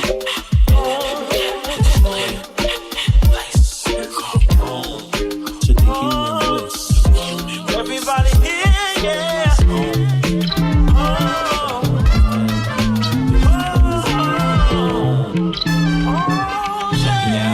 They don't know, kid. They don't know, they don't know. But I'm gonna make it right tonight. They don't lie, they don't lie. But I'm gonna say it like I know. They don't know, they don't know. That I'm gonna hit them with this shit. They don't lie, they don't lie. That I'm gonna free your mind tonight. They don't know, they don't know. That I'm gonna make it right tonight. They don't lie, they don't lie. But I'm gonna say it like I know. They don't know, they don't know. That I'm gonna hit them with this shit. They don't lie, they don't lie. That I'm gonna free your mind tonight.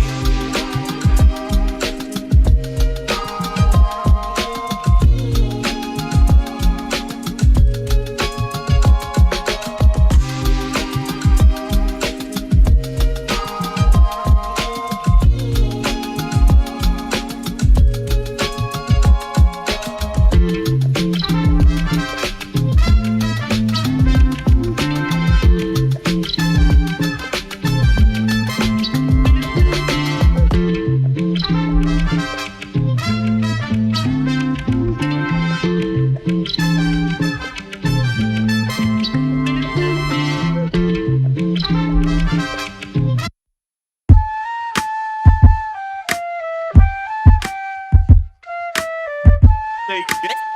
Take heed. Take heed. Take heed. Take heed. Take heed.